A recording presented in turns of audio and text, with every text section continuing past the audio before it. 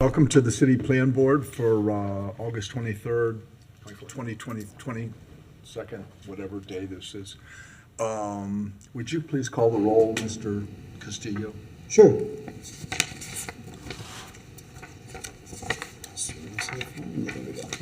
Robert Ackerman, I'm here. Jamie Bell, Here.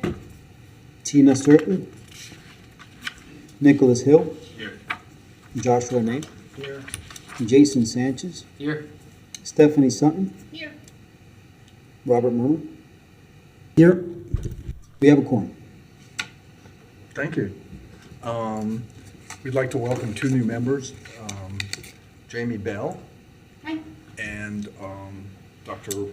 Bobby Murmer, who, and by the way, the original requirement that they wait 60 days before they can vote has been rescinded, so they're able to participate fully and to vote in this meeting. And we welcome you here. Could we have a motion to adopt the agenda, please? So moved. Second. We have a motion and a second. All in favor? Aye. Any opposed? Thank you, it passes. Have we all managed to review the minutes? If so, can I have a motion to approve last month's minutes? So moved. Second. We have a motion and a second. All in favor? Aye. Passes unanimously. Is there anybody here tonight that would like to make a comment that is not about something that is on our agenda tonight? So it's anything you want to talk about that's not on our agenda this evening? Seeing none, Mr. Castillo, will you read our first item? First item, 2023-781, LD 2389, Gainesville Christian Preparatory School Special Use Permit. This is Jonathan Whiteclear on behalf of Gainesville Christian Preparatory is requesting a special use permit to allow for a private school on parcel 08230-020-000. Thank you. Ms. Good Lewis? evening. Thank you. Go ahead. Good evening, Mr. Chair and members of the City Plan Board. My name is Finetta Lewis, and I serve as a planner with the Department of Sustainable Development. Tonight, I am pleased to present a privately initiated petition for a special use permit, LD 23-00089, which seeks to establish the Gainesville Christian Preparatory School at 2500 Northeast 15th Street. The school will offer education from K through 12th grade and has the capacity for up to 100 students. The special use approval is for the operation of a private school, church, daycare center. Currently, the property functions as a church and daycare center, accommodating 20 students.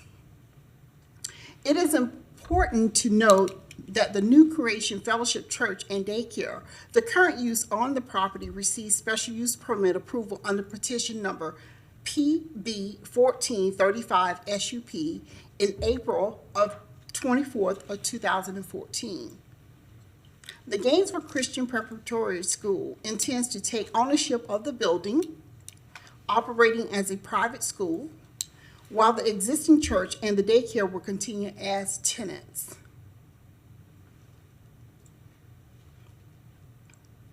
This petition has been privately initiated by Gainesville Christian Preparatory School. The subject property is 2.38 acres and features of 6,086 square foot of building. Its current land use is single family and designated as a residential family RSF2. Zoning. Under the specific zoning classification, schools are permissible through the approval of a special use permit. The proposed areas of operation for the school will be within the existing church building and the playground area on the current site. Additionally, there are plans to utilize the Smoky Bear Park, which is located on the east of the property, which is here. The property's immediate surroundings consist of single-family residential neighborhoods to the north, south, and to the west. As you can see in the provided pictures, Highland Missionary Church is here. And this slide also shows that the property was properly posted. And the second picture displays the rear of the property as well, which is here.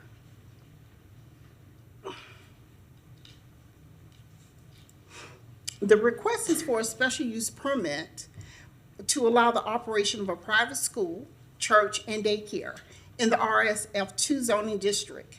These maps display the land use and zoning.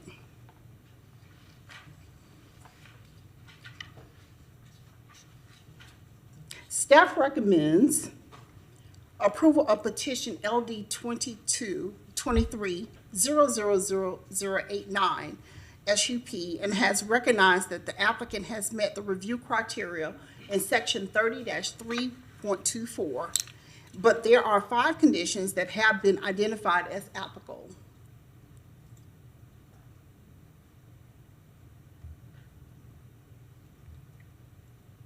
The proposed conditions have been identified in your staff report, and I would like to just do a brief overview of these items.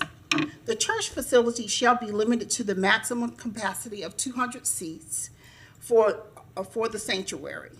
The maximum number of students that may be enrolled in the private school shall be limited to 100. Outside activities shall be limited to the ability to comply with the city's noise ordinance. The vegetative area located to the west of the developed portions of the site shall not be used for the outdoor recreational activities. And also the street buffers shall continue to be provided along Northeast 26th Avenue, Northeast 15th Street. And the terminal island shall be provided at each of the existing row of the parking area. The recommendation, the City Plan Board approved petition LD 23-000089, subject to the conditions in the staff report. Thank you. The applicant representative Jonathan Whiteacre is in the audience and he is here to answer any questions. I would like to conclude the staff presentation at this time. However, I am available for questions. Thank you. Thank you, Ms. Lewis. Thank you. Anybody from the board have questions? Mr. Sanchez. Sure. Do we have to go through this special use process every time a new school will be put on this particular property? Like if Yes. if this school ended up closing, we have another school, another party that wants to build a school on the same property, even though it's been a school now for Years. 2 uses, for years at least, we'll have to go through the special use.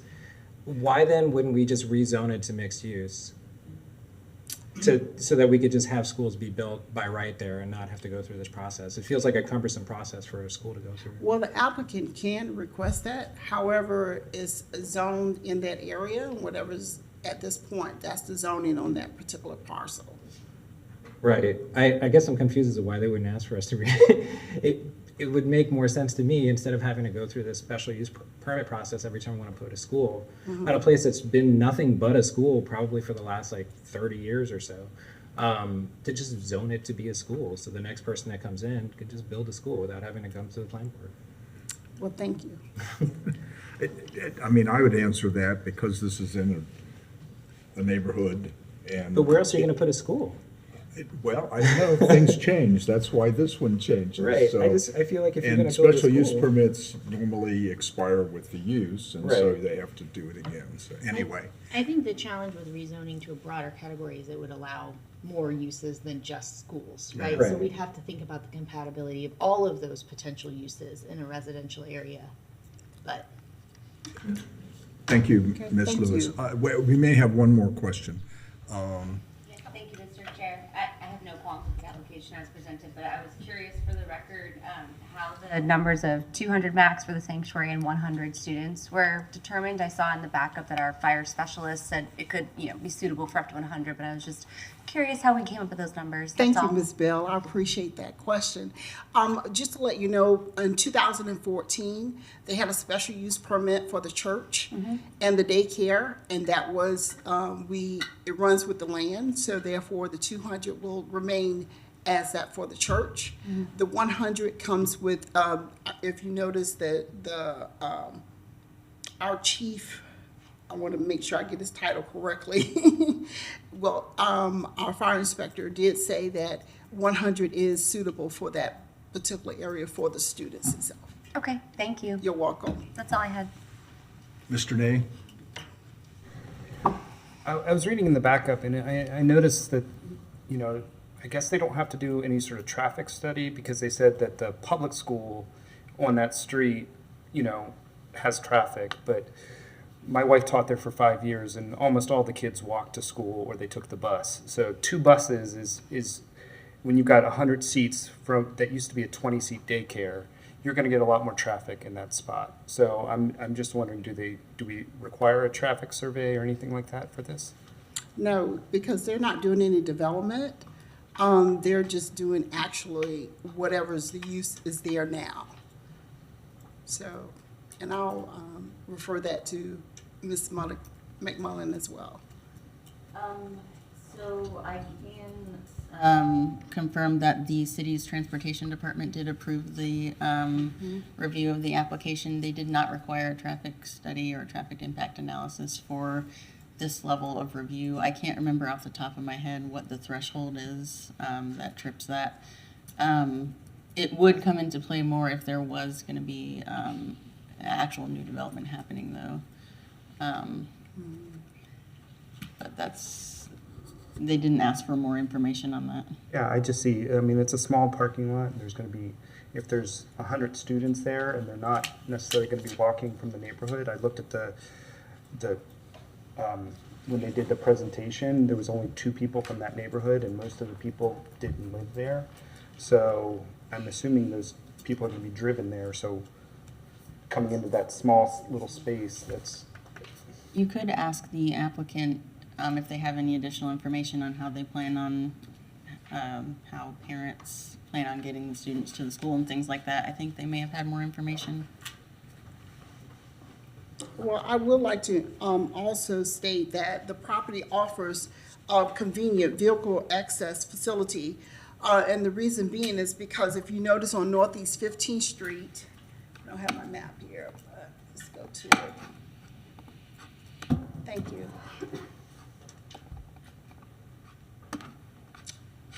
It's really vague to see, but Northeast 15th Street, since you're familiar with the area, that area itself, pedestrians have access for the sidewalks. Right. Also for the connecting in. And we did recognize that in the last SUP that they did have also grass on the side that they could be able to park on as well. Okay. So they do have a capacity for up to 200 parking spaces at that time per the code. Any other questions? Not this moment. Thank you. We'd be happy to hear from the petitioner. Thank you.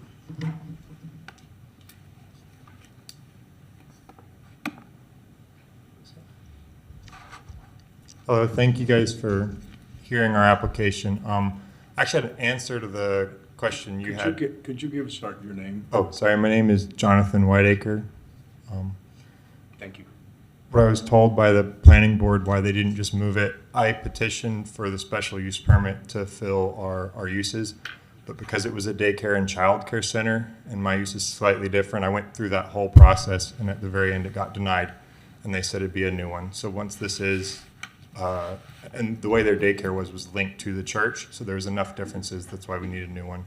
But apparently this would be able to be transferable, and as long as they did it within a certain amount of time from now on to be a school. That's just what I was been told. As for the parking, our school starts at 8, but we allow drop off and early care all the way from 6 o'clock. Then we also end at 2:30, but we don't start charging for aftercare until 3:30, so it's an hour window. I was the principal of one of our schools that had 320 students, and the parking was pretty small, and Mr. Joshua never let a car stack onto the road at that school. We're very optimistic that that won't be a problem, but for what it's worth, I will work very hard, whether that be, if it starts to become close to an issue, working it out, or asking the missionary church to let us park our staff cars there. Those were things I did run into as maybe potentially concerning. Is like if I have a bunch of staff parked there, that maybe could cause some stacking issues. But we've leased parking spaces for staff and had staff walk as well. I'm willing to do that to make this work. Also, the 100 students is 40 less than was approved at the daycare. I thought it was a healthy number, and it's just, we're limited by the bathrooms existing to 100. That's why we didn't go any higher for the fire to that questions. And also, as of right now, I've only got about probably 30 would be good, but I'd like to be able to grow if the need is there and there are that many students that we could serve in that area. I've got some pictures here. Do I flip them or? Yeah. Okay. Slide button. So, company I work with, I actually was the principal of the school in Kissimmee of 300 kids. We have organically grown to 9 schools in Osceola and Polk County. When I put in my 1 year's notice that I wasn't going to be there, wanted to move my wife and kid up here. They asked, what I was going to do, and I wanted to do this, and so they gave me the opportunity to work within their company and try to build trust and start something like what we have down there up here and see if there's a need to serve. So I've just got pictures I'm going to flip through rather quickly of just our school having fun, getting work done. That's one of our sports teams. We play our schools against our own schools. Like I said, we've got 9 in that area, so we have intramural sports. We won't have that up here right away, but if there's a need and if it takes off, we'd like to start that again. We will be doing our science fairs. I got a picture of the break area. One of the things we do, work for 45 minutes, and then we take a hard break for 15 minutes. So every work hour has a 15-minute break. Then we can expect a lot out of the kids for those 45 minutes. They know they're going to get a lot of outside time per day. So that's the picture on the far left there. Events like Easter egg hunts. Down there, they go on field trips. We're going to go on field trips up here. We probably won't make it to Busch Gardens. It's a bit far. Here's at the science fair by grade, just some pictures in the auditorium. Reading in the lawn. Some more reading. That's my son. This is one of our field trips. We do have a small location in Alachua at the moment. So we went to Defy. I brought him along. This is actually some of our students we have in Alachua. And the one on the far left is I have 7 kids at that current location that say if we get a Gainesville location, that'd be closer. They're driving a long way. Arts and crafts. This is inside. This is actually a school that's in a church in Point Siena. That's our St. Cloud. We do have a couple of schools that are built ground up as a school. Again, our curriculum can work from up to 400 kids all the way down to we let homeschoolers use it in a room with their kids. It's very individualized. Chapel. Sometimes these are kids getting their Student of the Week award. Every class can put 2 students of the week. Really, the way we do it, we actually write little forms for everybody for chapel. And then everything that you do well, someone holds a door for someone. So anytime the teacher knows someone doing awesome, we write a little form and stick it in a hat, and then those get pulled. This just looked like fun. I don't know exactly what it was. Probably a Christmas party. This was an autism awareness at our Lakeland campus. I guess they're just showing their boards. Oh, a trucker came for career day. He's there in the back with the white beard. He showed them all through his truck. Just probably a supplemental thing. I just liked how all the kids were paying attention in this picture. Another one at career day. That's, I guess, one of the military recruiters. Some of the kids dressed up as what they wanted to be when they grew up. And I think that's it. I just brought some pictures. I really am excited about being up here. I'm excited, down there it's a lot different because, people get in Facebook fights. Oh, what's a good school? And I'll go on there. I'm like, no, they're both the same. They're both us. Up here, we haven't had time to build that trust, and I'd really like the opportunity to do so and start where we're at. I have worked in education since I was 18 years old. I'm 28 now, and I'm just really happy for the company I work for to trust me enough to come up here and try and do it and be willing to purchase a building. And again, I look forward to it if you give us the opportunity to proving that trust is well placed. So thank you. Thank Any you. questions for me? Yeah, question, Mr. Murray. Hey there. So actually I have two questions. One, you said that if parking ended up becoming a problem or if cars started running out into the street, I think I heard you said you would ask the church if you could use their parking? Or did I mishear you? You said... Yeah, I would. The Missionary Baptist Church, for example. I'm just giving examples of what I've done in the past. I've never really let parking run out, and that would be something that wouldn't be like, oh, cars are in the road, let me address this. I plan on having 30 kids. I have zero trouble. If all of a sudden need ended up being way higher than I thought and I hire people as I approach that number, I'd have to solve, hey, if I'm hiring new staff, where are they going to park? And before I proceeded, I would So you have not already asked the church? I've not, no. Okay. But like she said, if that be coming back and saying, hey, do I have permission to park on the grass area that you said we're not allowed to play in or on the far side of the building? I don't foresee it. Me admitting that is not saying I foresee having an issue even with the 100 kids. Again, because we have such a long drop-off period. We don't charge for early care, and then a long pickup period where the kids just start working on their homework. It's not all 100 kids are getting picked up at 2:30 sharp. So in your experience in other locations, there isn't like within that, forgive me, can you remind me the pickup period? 2:30 to 3:30. 2:30. Within that hour period, there's not like, people don't come rushing in the last 15 minutes. No, I mean, the experience I have firsthand, and I've seen the other schools, but mine had 320 kids, and the parking lot was about that size, but double. It just was two-sided with maybe 2 lanes there. So this would be a little more difficult, but again, it was 3 times as many kids, and never really had any issues. A lot of our kids too do pay the $20 for aftercare to be there until 6. I think the most I had with 300 kids was all right at 2:30. They're like lining up at 2:15, trying to do it. I really encourage against that, and I had 17 cars at most. I was getting to like the 20, which would have scared me, and that was with 300 kids. And that was at the start of the school year before I went out, and I was like, hey, try and come a little bit different. And also a lot of parents appreciate the flexibility in there. I haven't had that. Again, I'm not saying it couldn't happen, but in my experience over the last 10 years or so, I don't see it as an issue with that. I looked at the building, and if that had been something I was scared of, the parking lot being too small, I probably would have looked elsewhere. Thank you. And then the second question, I saw a mention of, and I'm sorry, this one might be a dumb question.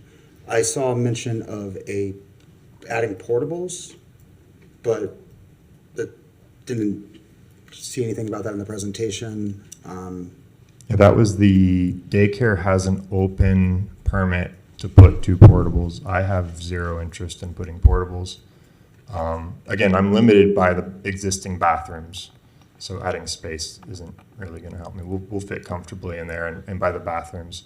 I go, even if we get approved here, I'm still liable, health department and everything else. That's why I know they're going to limit me to 100 kids no matter what fire says. They could say 200. I can't do it, so. And so there currently is an open permit to add 2 portables. There's an outstanding permit on the list. I don't know. I know when, so she can probably tell you better. I can look it up for you. Vanetta Lewis, Chair.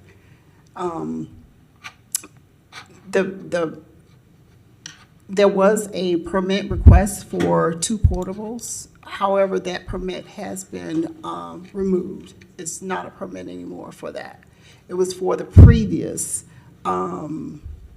petition, which was BP in 2014. It was a total of 3 requested. However, now it's only 1 portable, which is in the back area, which is already there. So there. But the other two is not there, and that there's no request at this time for additional portables. So if you change your mind, sir, and did want to put more portables in, He would be required to go through a petition process. like, I'm satisfied. Thank you. I just want to make sure that it's not, we're not just No. going to stack a whole bunch of portables on the east side. No, not at all. Okay. Thank you. Thank you. Jonathan Whitaker. Thank you. Any other questions for Mr. Whitaker? Thank you very much. Thank you. Any questions from the board for staff? Then we would invite members of the public to comment, to come up and comment on this petition. Anybody want to do that? Seeing none, we'll close the public hearing and bring it back to the board for comments or a motion. I can make a motion to approve, I don't know if you're the proper language since this is my first official meeting, but I'd make a motion to approve 2023-781 LD 23-89 Gainesville Christian Preparatory School Special Use Permit as presented. Thank you. Do we have a second? Second. We have a second from Mr. Sanchez, maybe? I'm not sure there was a tie. Yeah, there's a lot of us that are seconding that. Jason Sanchez? Yes. All those in favor say aye. Aye. Any opposed? Passes unanimously. Good luck to you. Mr. Castillo, if you would read our next petition, please. Next petition, 2023-827 LD 23-82, Alachua Courthouse right-of-way vacation. This is a request to vacate the Southwest 3rd Avenue right-of-way between South Main Street and Southwest 2nd Street, and the Southwest 1st Street right-of-way between Southwest 3rd Avenue and Southwest 4th Avenue.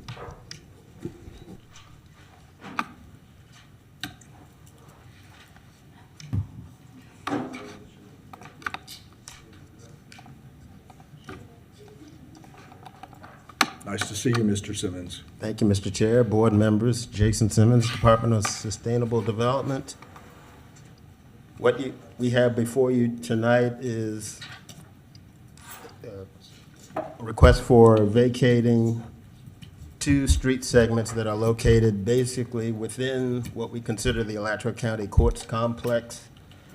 Let me direct you to the pictures on the right. At the top, you see the view of Southwest 3rd Avenue from Main Street looking west. The second picture is showing the intersection of Southwest 3rd Avenue with Southwest 1st Street. And then at the bottom, the view of Southwest 3rd Avenue looking east from Southwest 2nd Street. So the Alachua County Courts Complex is basically the courthouse and the associated facilities with the courthouse, the public defender's office, and all the other traditional court services. It's bounded by Southwest 2nd Avenue to the north. This is South Main Street. To the east, on the south, here is Southwest 4th Avenue, and on the west is Southwest 2nd Street. There's 3 specific tax parcels within this area. The size of the complex itself is a little over 6.5 acres in size. The approximate size of the right-of-way to be vacated is 0.58 acres. The land use is urban core, which matches much of the rest of the surrounding properties except to the south. And the zoning is PD, or planned development. There is a related petition, LD 22-69 PDA, which is before the commission for second reading at their next meeting. That petition was done to amend the future layout and plan map, also amend some of the conditions and guidelines that are applicable in the PD. But the request here tonight with the street vacation is to vacate this area highlighted. This is Southwest 3rd Avenue, runs east to west from 2nd Street to South Main Street, and 1st Street, Southwest 1st Street located here. Adjacent to these properties here are surface parking areas. So the ordinance that regulates the properties in this area is 001607. That PD ordinance was adopted in 2001 by the city. That ordinance regulates the development of a consolidated Alachua County Courts complex that includes the various court functions such as the criminal courts, those family and juvenile services, civil courts, the public defender's office, state attorney's office, court reporter, and other related uses.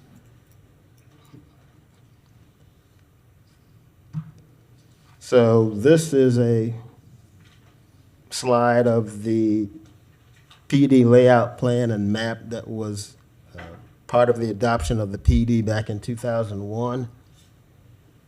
And one of the reasons there's a PD amendment now is to sort of change the location of some of these uses to basically to get rid of the surface parking here on the south to allow buildings to be located there and have those buildings have to comply with the current design guidelines that are in the area, basically the transect zone type design guidelines. But this map I included because back in 2001, it's showing that in phase 1 of the development of this site is the vacation of the Southwest 1st Street right-of-way from Southwest 3rd Avenue to Southwest 2nd Avenue. That was done, and that had to be done in order for the construction of the courthouse. You see the plaza indicated here, the yellow indicates building areas, and then the surface parking in the gray. Also, it's hard to read, but on here for phase 4, they are indicating that Southwest 3rd Avenue and Southwest 1st Street would also have to be vacated in order for the project to fulfill itself. The map called for the right-of-way vacation of 3rd Avenue and Southwest 1st Street for phase 4 of this development. So the staff recommendation is based on review criteria that's stated in section 30-3.41, right-of-way vacation in the Land Development Code. And there's also some review criteria in policy 10.2.1 of the transportation mobility element of the comprehensive plan. So you see A through I, staff has gone through these. For example, we have to look at whether the public benefits from the use of the subject right-of-way is part of the city street system. Right now, those right-of-way segments basically only serve as access to surface parking areas of the courthouse complex. These areas will be part of a redevelopment area for the future development that will be proposed for the site. The ordinance addressed the phasing of the development on the site, as I showed with the last slide. And there was a previous ordinance that vacated a portion of Southwest 1st Street. So there's no, other than specific to the internal workings of the courthouse, there's no other basic public benefits. The subject right-of-way vacation is whether it's consistent with the comprehensive plan. The right-of-way vacation is consistent with policy 1.2.1 of the future land use element, which states that the city may vacate street right-of-way only if it does not prevent reasonable connection for existing and future public transit, pedestrian and non-motorized and motorized vehicle trips. Now, the two right-of-way segments provide access to the surface parking lots, but they don't provide transit access. And in the PD amendment ordinance, one of the changes or conditions, it includes a condition that the vacated portions of Southwest Third Avenue and Southwest First Street will remain open for pedestrian and bicycle use prior to development or construction, and that part of any development plan approval in the future includes construction of a walkway that will connect Southwest Second Street to South Main Street. So one of the conditions of the PD amendment is to maintain some sort of connection for pedestrians and maybe bicyclists to get from Second Street to Main Street. C concerns block size. This doesn't affect the block size requirements. D talks about denying access to private property, which this does not. It's all public property in this area.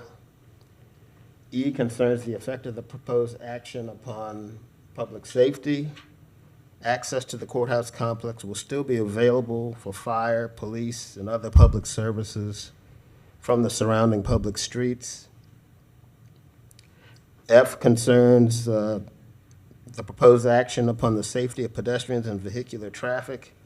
Again, noted with the condition, there would be that corridor would remain open prior to development, and as part of a condition of development plan approval, a walkway would be constructed as part of that development.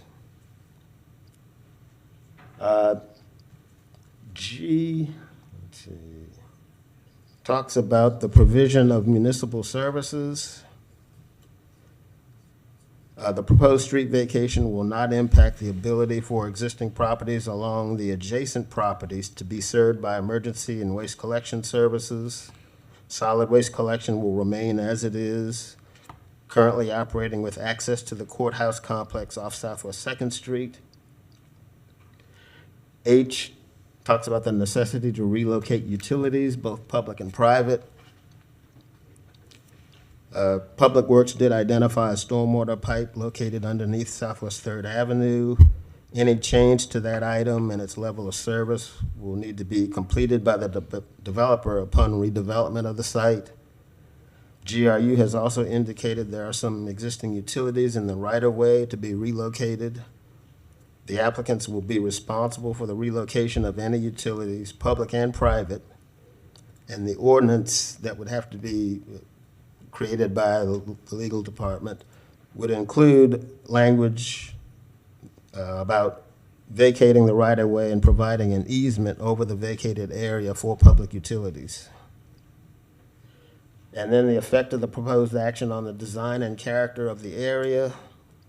The two existing streets in the surface parking don't really provide a lot of design and character, and so any redevelopment on the site will have to comply with the modified plan development that includes basically the transect zone type urban design requirements for new construction.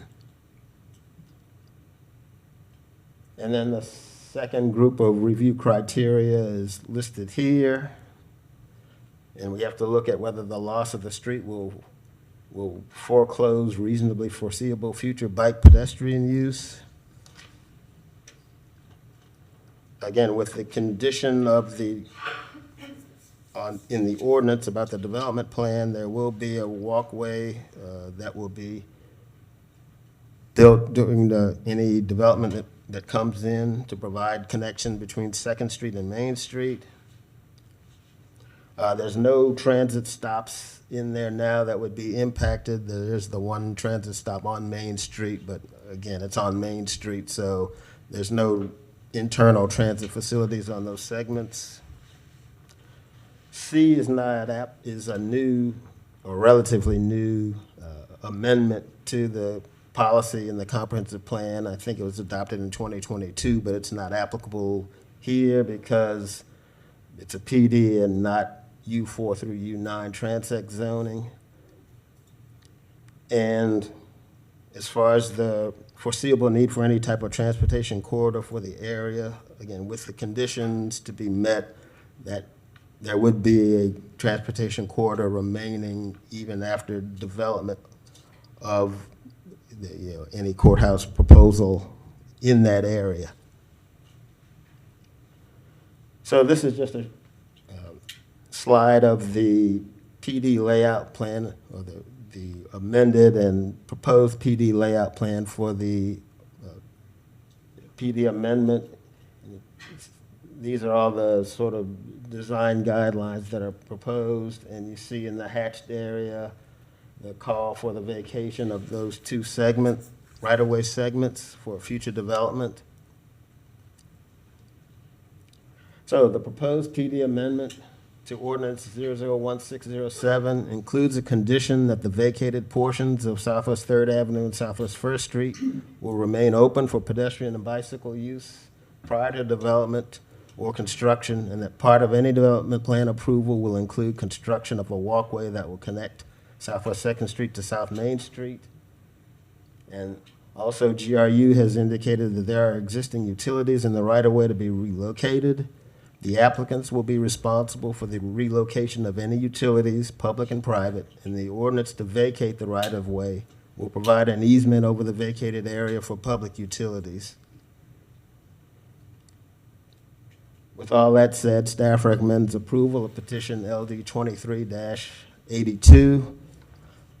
The agents for Alachua County are here to either present or answer questions, and I'll be happy to answer any questions that you might have at this time. Thank you, Mr. Simmons. Questions for Mr. Simmons? Nick? Oh, I'm sorry. Who is number 7? Yeah, I'm number 7. Okay, you're up. Sure, I was hoping you could clarify condition 6, which requires an east-west urban walkway, which would be required for development. Can you describe what improvements are required for an urban walkway? I think I would defer to the applicants to, Sure. to describe what they have in mind, but suffice it to say, there would have to be a way for pedestrians and bicyclists to go from 2nd Street to Main Street. It wouldn't necessarily have to be a straight line. It could be a designed feature, maybe curvilinear or something of that sort, but it would be, an open way to get from one side to the other.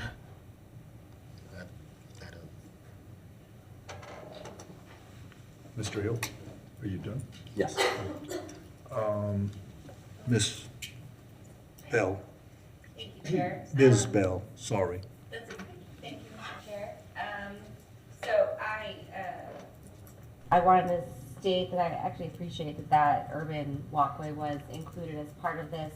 Again, with this one, I have no qualms with it as presented, and I recognize what I'm about to say is not relevant to the vacation of the right-of-way. However, it's referenced multiple times in the application packet that vacating the right-of-way will help facilitate the removal of surface parking lots to facilitate more compact urban redevelopment. And I just wanted to state my concern at a loss of net parking spaces in our downtown area, which is becoming more and more congested by the day.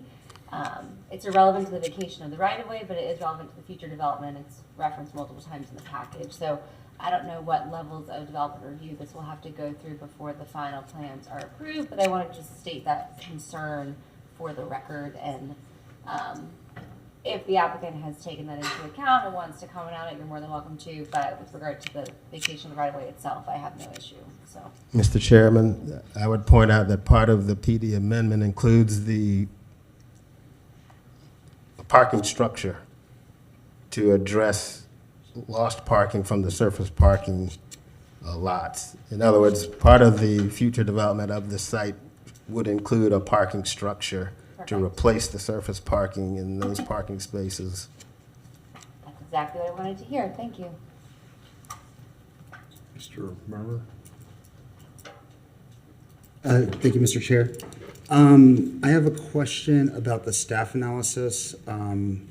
specifically in the review criteria, 1A, the public right-of-way no longer serves a public purpose, and the vacation of the public right-of-way is in the public interest, which shall be based on the consideration of the following: whether the public benefits from the use of the subject right-of-way as a part of the city's street system. I'm very familiar with this area. Actually, my office is right across the street from one of those parking lots. People do use Southwest Third Avenue to relieve, I mean, they don't use it to relieve congestion, but because they use it to get to go west, sometimes to get off Main Street, get around when there's really bad parking and people are stopped in the middle of an intersection and you have like these little mini gridlocks. I'm worried that not allowing cars move through there would basically, it would remove that sort of like release valve that we have there. It's one of the few that we have in South Main when you're still downtown. So. You mean for automobiles? Is that what, I mean? I meant for automobiles, yes, and then criteria number, Okay, that's right, because it's going to remain open for bicycles and pedestrians, so your concern is it's not going to be open for automobiles. yeah. I guess the more wonky question is, how did you determine that it isn't that the public doesn't benefit from the use of Third Avenue as part of the city's street system? There might be some benefit, but I'm thinking weighing the new facilities to be placed on the site versus having a cut through for a few drivers. We would probably side on the new development that meets the current, or would have to meet the current design guidelines for that area of the city with the, the pedestrian and bicycle access to the area, the design of the buildings.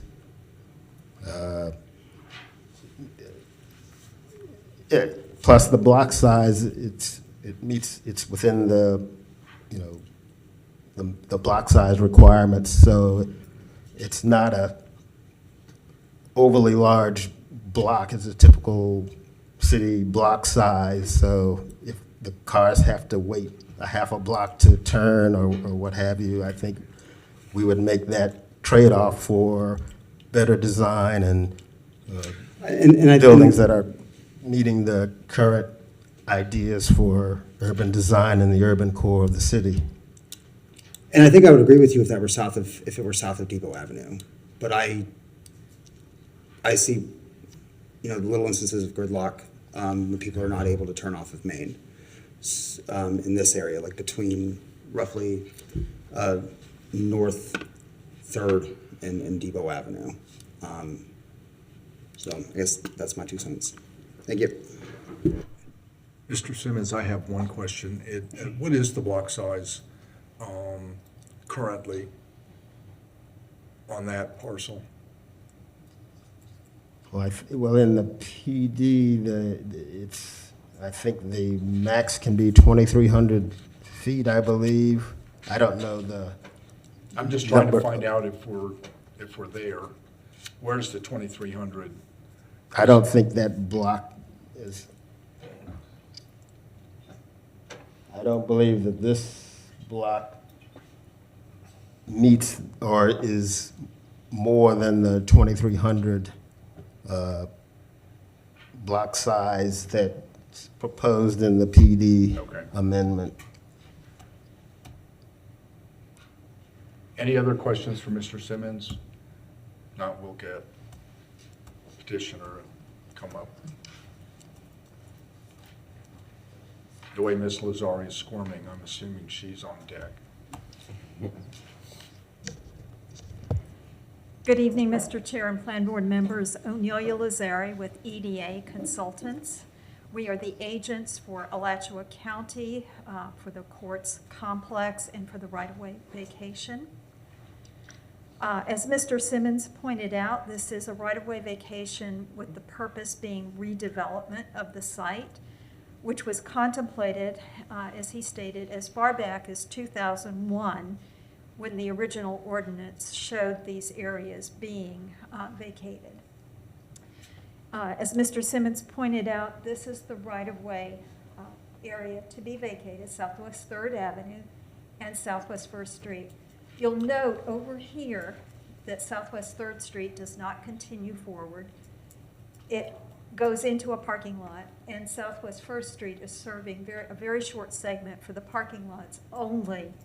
So typically, this would not be considered serving the city's street system.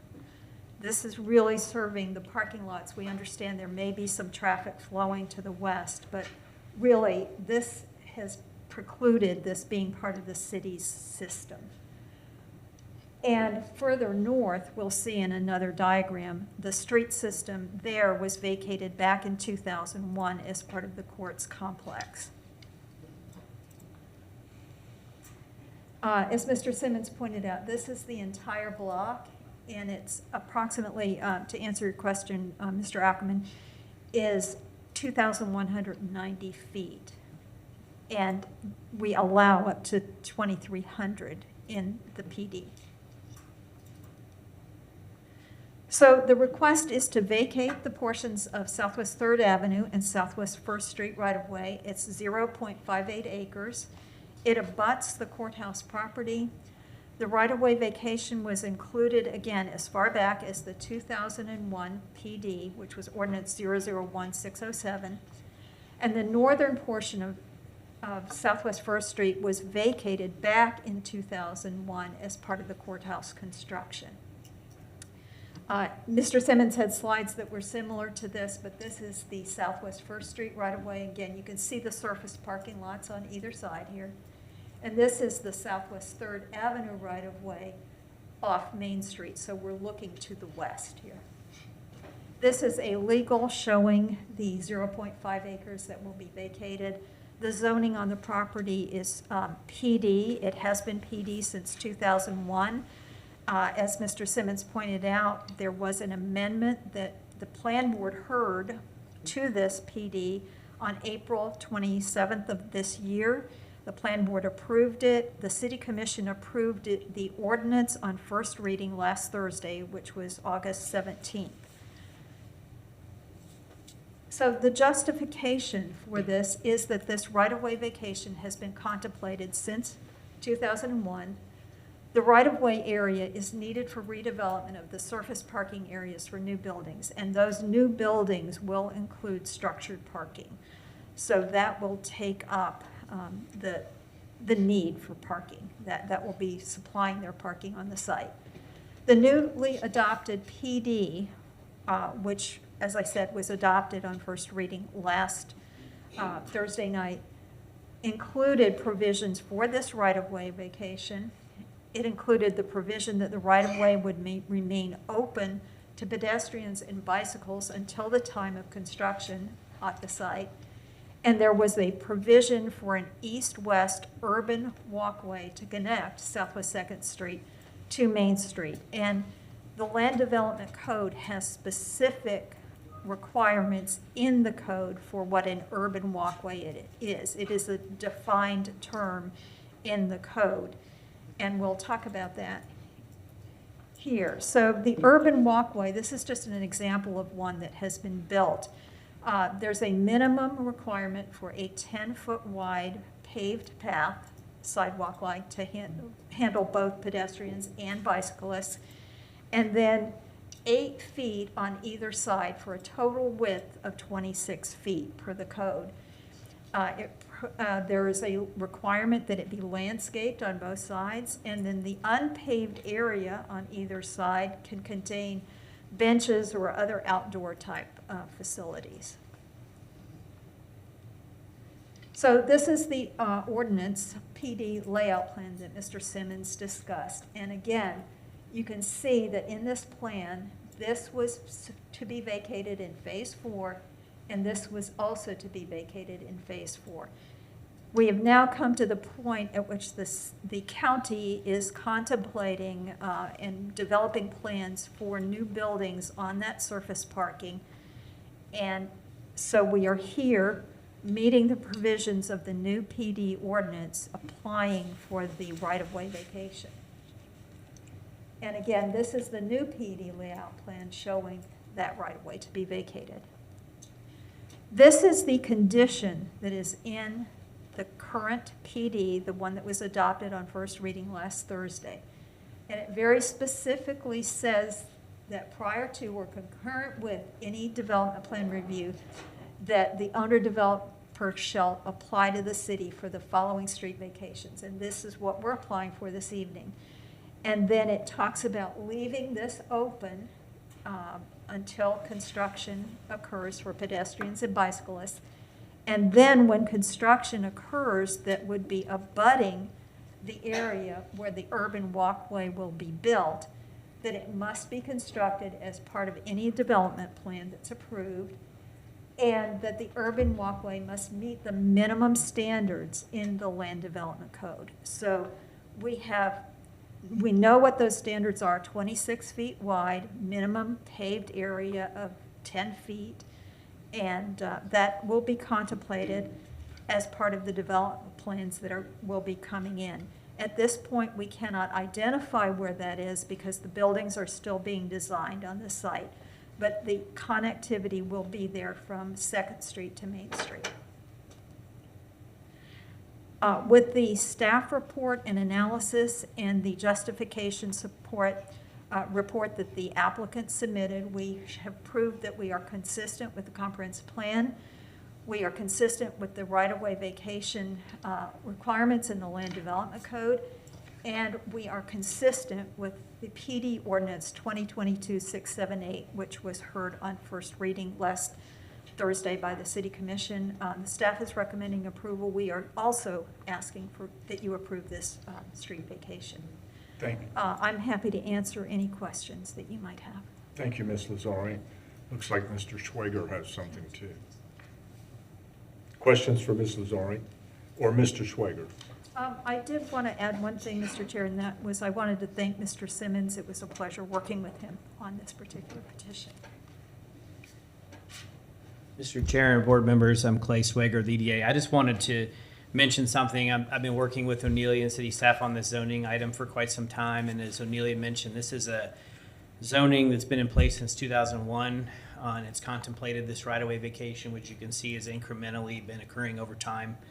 But to address one of the plan board members' questions about public benefit, I just want to go up 1,000 feet in the air for a moment. This right-of-way vacation will allow these surface parking lots to be removed, and in turn, we're going to have a consolidated county government block for court services, civil courthouse, criminal courthouse, public defender, court services. It's all going to be consolidated together. It's going to increase the service to the public. It's all going to be in new modern buildings, better facilities all together, as opposed to sort of spread around downtown. Millions of dollars of capital improvements are going to be put into this, and the block will be designed based on the Transect standards, so you're going to have street front presence. The buildings are going to look good. And also, it's going to open up more properties downtown. When the civil courthouse vacates their spot just across the street, that building becomes available for reuse. The county is talking about possibly moving their administrative functions to the civil courthouse building, or vice versa. So you may have one of the original city blocks open for redevelopment or reuse. So I just wanted to give that overall perspective, and that was a discussion with the City Commission last week on the zoning, that there's a lot of really good things that can happen with this redevelopment, and the right-of-way vacation is just one of the many, many pieces of the puzzle. So thank you for the chance to give you that information. Thank you, Mr. Schwager. Any questions? Any questions for staff? Seeing none, we'll open this to the public for comment. Please state your name, sir. I'm Jed McFarland. Good to see y'all. It's been a while, but I'm back. Unfortunately, when I show up to a meeting, there tends to be something I like adding some input to. So hopefully I got a good response. When you question the access and limiting that for people. There are people that are doing it. And I noticed in many of our petitions that we're looking at, the staff is like not seeing that impact of a few and weighing it differently. And maybe we need to look at that. But then I have to take this whole plan and say, is this the right place to expand our county courthouse and our administration, or should that have been in a plan outside of this region where it could be built properly, a bigger piece of property? Would we be doing the same thing for any developer that owned a block of property that had a road going through it, or are we making a true exception? Now, with all of this, we come back to our planning, and y'all are the board. What is our 20-year plan? Did we think about this? What is that transportation plan, which is a major problem? If you've had to report to the county administration buildings and the courthouse, county courthouse, you know it's a problem. I've driven that block a number of times looking, where do I park? Round and round in circles. So it may limit it. However, from the security standpoint, and that being a county courthouse block and the parking to it, there shouldn't be traffic going through it. You know what our scenarios today are. So you, for that reason, would want to say, we need to close it. Having public access is good. Or enclose it to where it's protecting the courthouse, and yet still, in Alachua County, we don't want a car pulling up there, blowing up in front of or between the courthouse facilities. So we have security issues as well as long-term planning issues. So I would encourage you to direct staff to get on board and be able to show you a transportation plan that's solving our transportation issues and planning that out more than next year, 5 years is pretty 10, 15, 20. So in the big cities where I do stuff, you know, we're looking a long term. We're not doing this suddenly of, oh, we'll do it this way. So, you know, it's two sides. It may keep you questioning which way should you go. For the courthouse standpoint, I would say, yeah, you probably ought to close the roads. Thank you.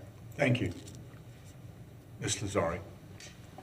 Mr. Chair, I did want to point out that as there was testimony at the Plan Board hearing back in December, I think of 2022 about this, that this area was specifically chosen for the courts complex based on a sales tax. It was a penny sales tax that voters voted to approve specifically for this to be the courthouse complex. So it's not like we can move them someplace else. This is the voted approved place for the courthouse. Thank you. And I would add that since we have listened to a petition on related to the courthouse complex, that the concept was, according to some of our testimony, is that the old, what I call the new courthouse, but is really the old courthouse, had originally had more land for expansion, and we gradually got rid of it. And so when time came that we had to build, we had to find a whole new place. So we recommended that they not allow the courthouse complex to be used for non-court activities, and this is the result of that. So there is a lot of planning has gone into this over a long period of time. And also, I would say the city has a fairly comprehensive long-term transportation plan, which you can talk to staff and find. Any other, and thank you for your comments, Mr. McFarland. Any other comments from the public? Seeing none, we'll close the public hearing and bring it back to the board for comments or a motion, please. Mr. Nay. I recommend the board approves LD 23-82. Second. Do we have a second? Second. Thank you. Did you get that, Mr. Castillo? We have a motion and a second. All those in favor say aye. Aye. Any opposed? No. No. Did you say no, Mr. Murmer? Okay, that's fine. One no. And I did.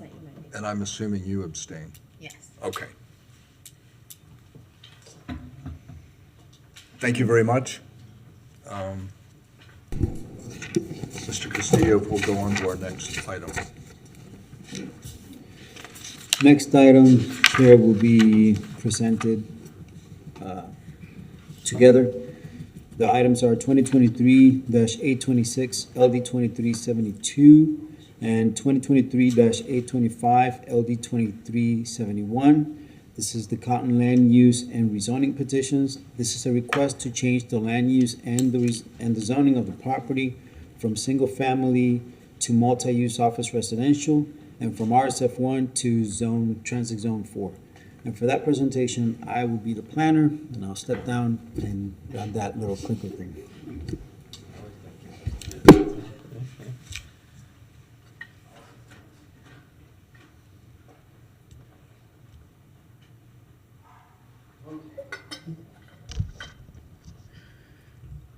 Good evening, Chair and members of the board. For the record, my name is Juan Castillo, planner with the Department of Sustainable Development. The item before you this evening is a joint presentation for the rezoning and the land use change of the property, the Cotton property. And so a little bit of background, this property is located at 1222 Northwest 16th Avenue.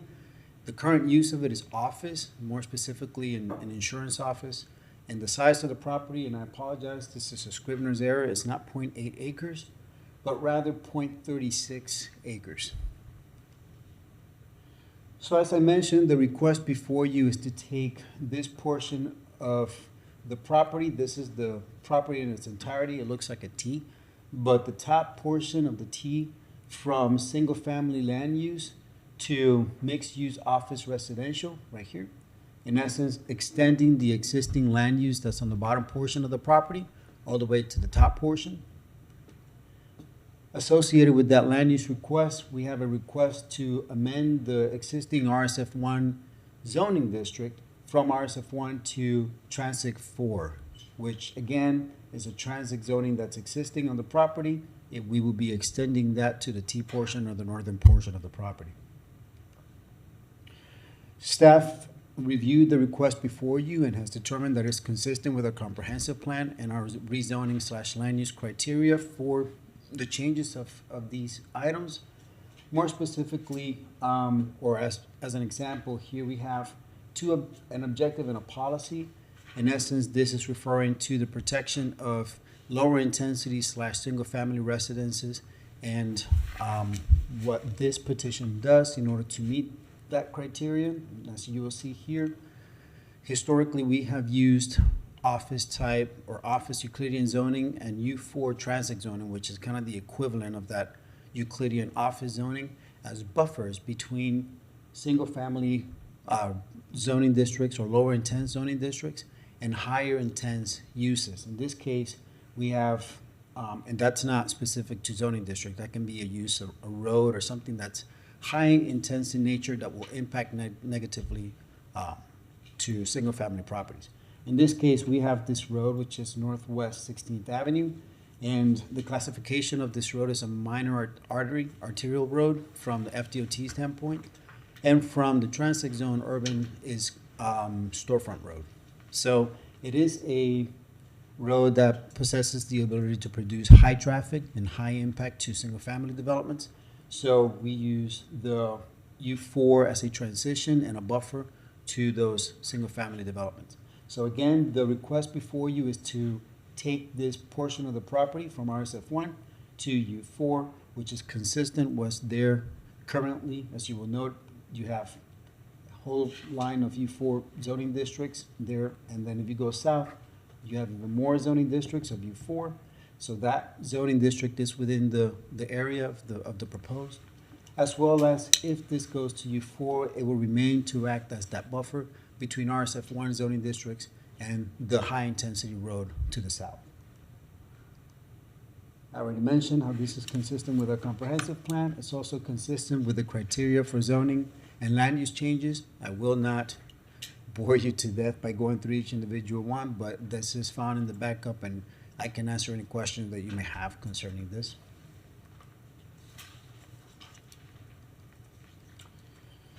This is the notification of the property. One picture that I am missing is the post that was placed on the very front of the property of the subject's property, but there was a post placed on the very end of this property and then one right here.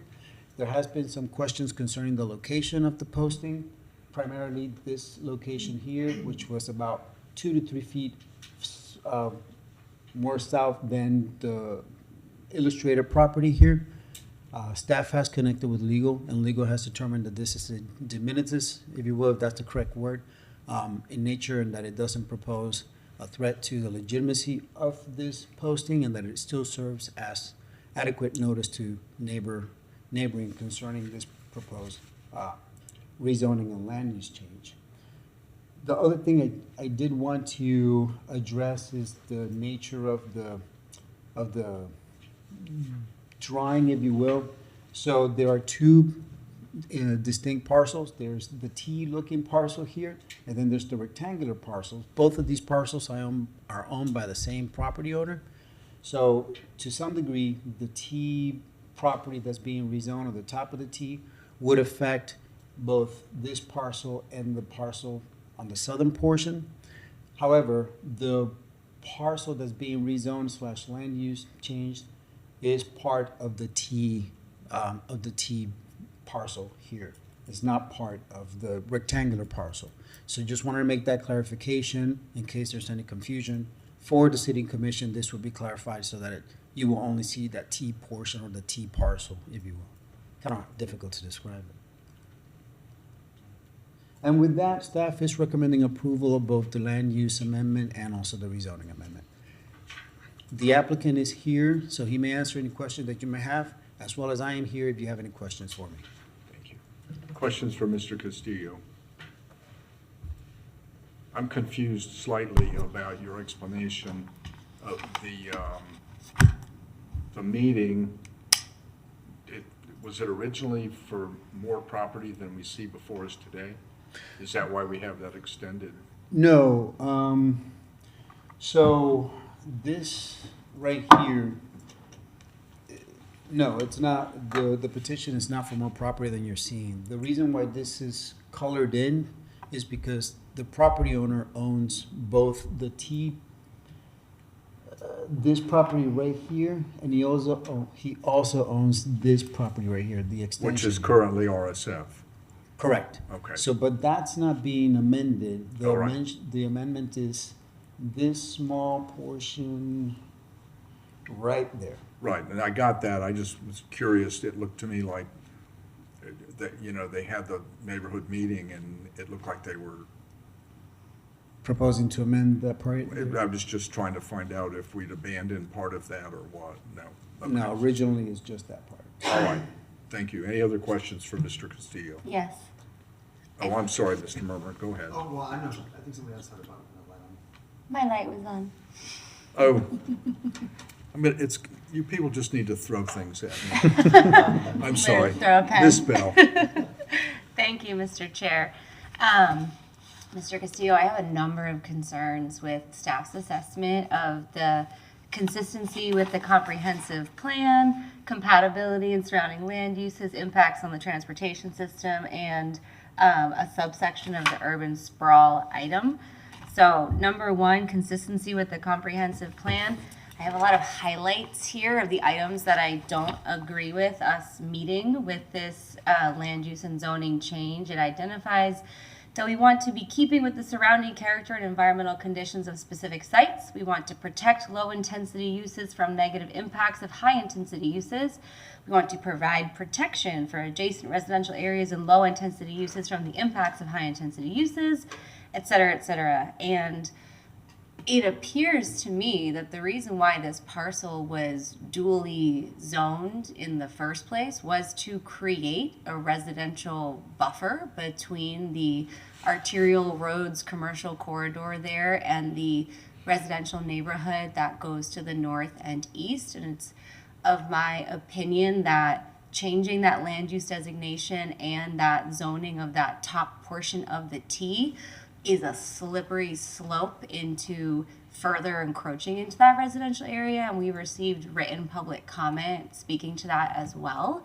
And so I wanted to express my significant concern that while the applicant stated they have no plans for future development at this time, by rezoning it and by changing the land use, we are setting the foundation for continuing to grow non-residentially into that area. So I don't agree with staff's assessment on number 1. These aren't really questions or statements, I'm sorry.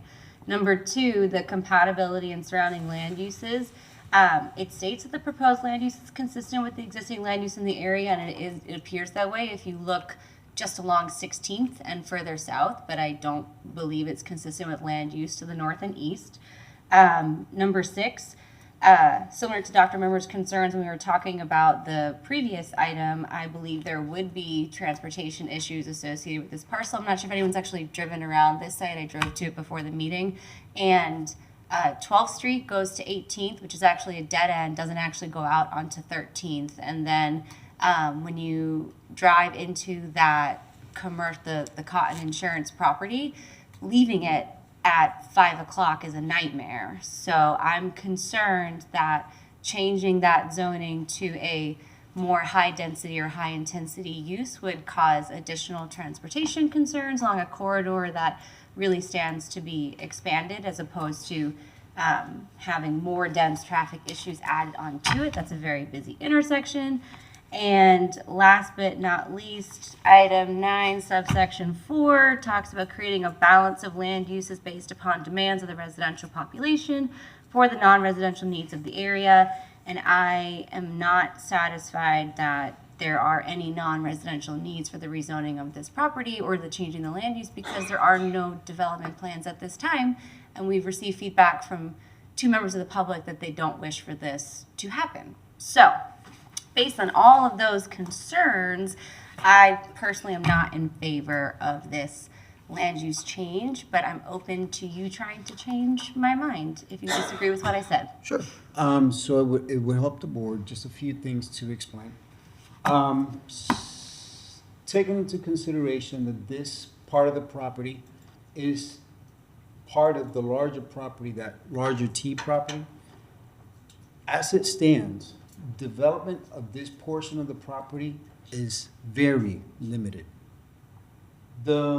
Our comprehensive plan and land and development code prohibits any traffic to go through a office or anything that's not residential to serve a residential piece of a property. So as it is right now, if there's any type of development that occurs here, just as an example, it would not have access, because access cannot go through a MOR or a transit zone that's not specifically designated as single family in order to meet or address that parcel.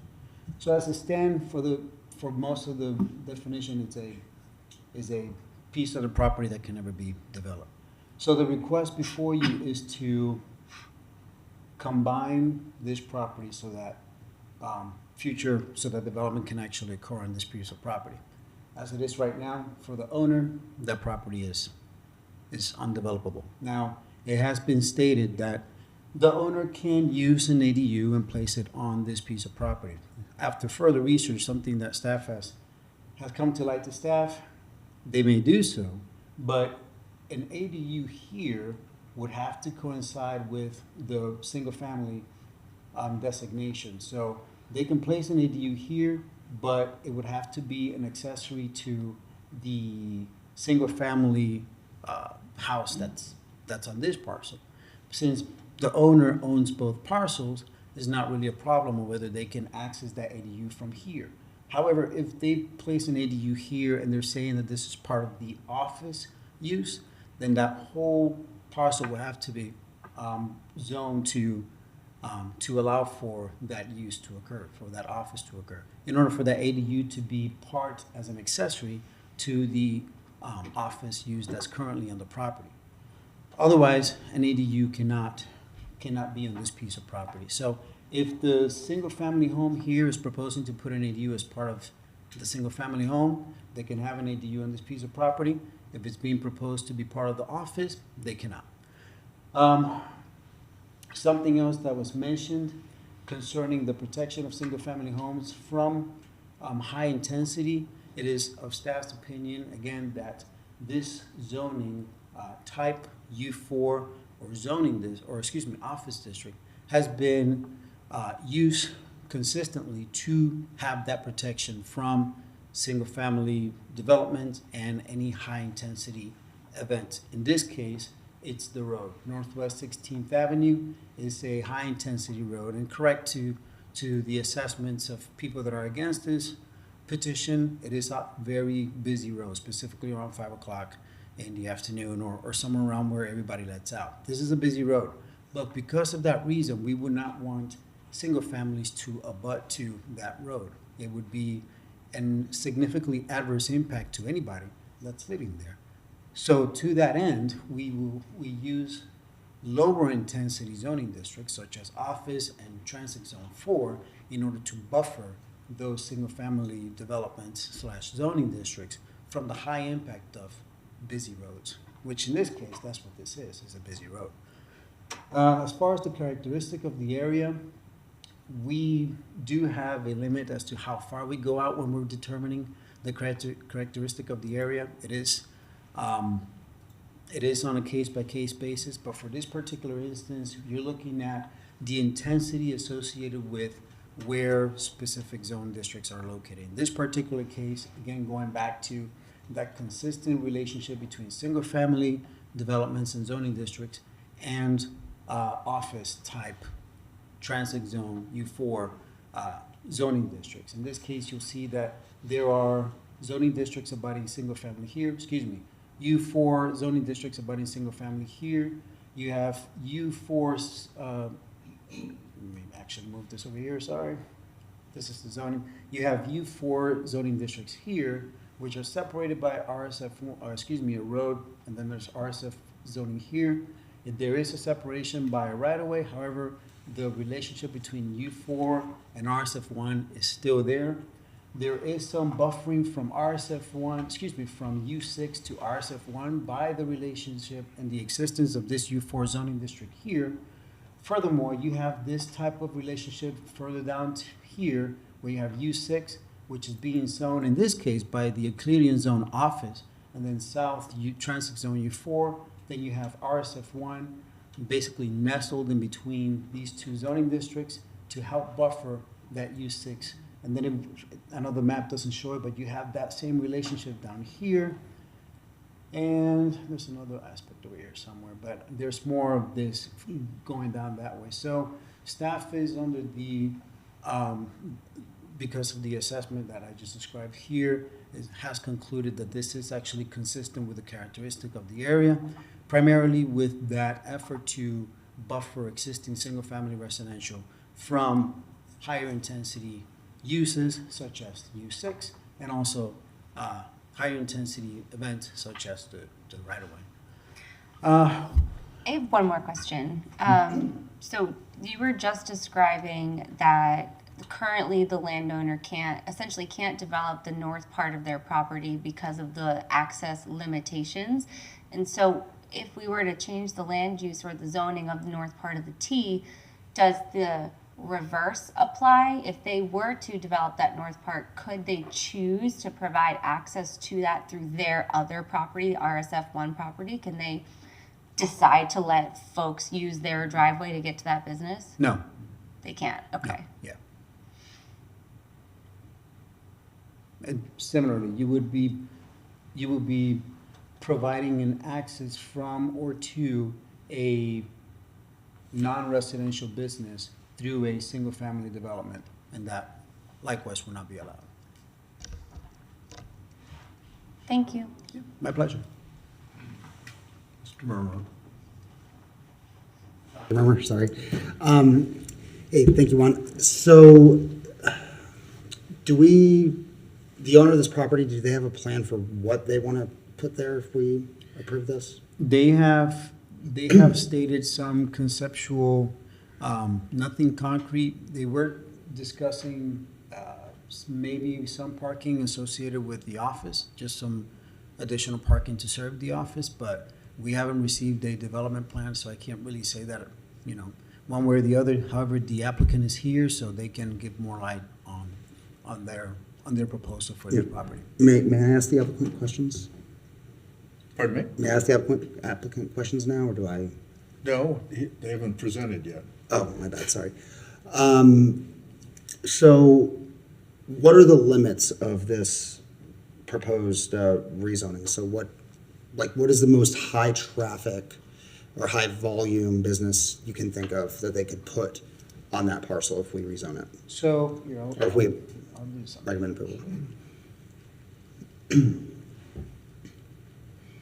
So pictures of the property, if you guys want me to go through that. They're very pretty, it's a nice property. It's actually my own neighborhood, so I'm very familiar with it. Here we go. So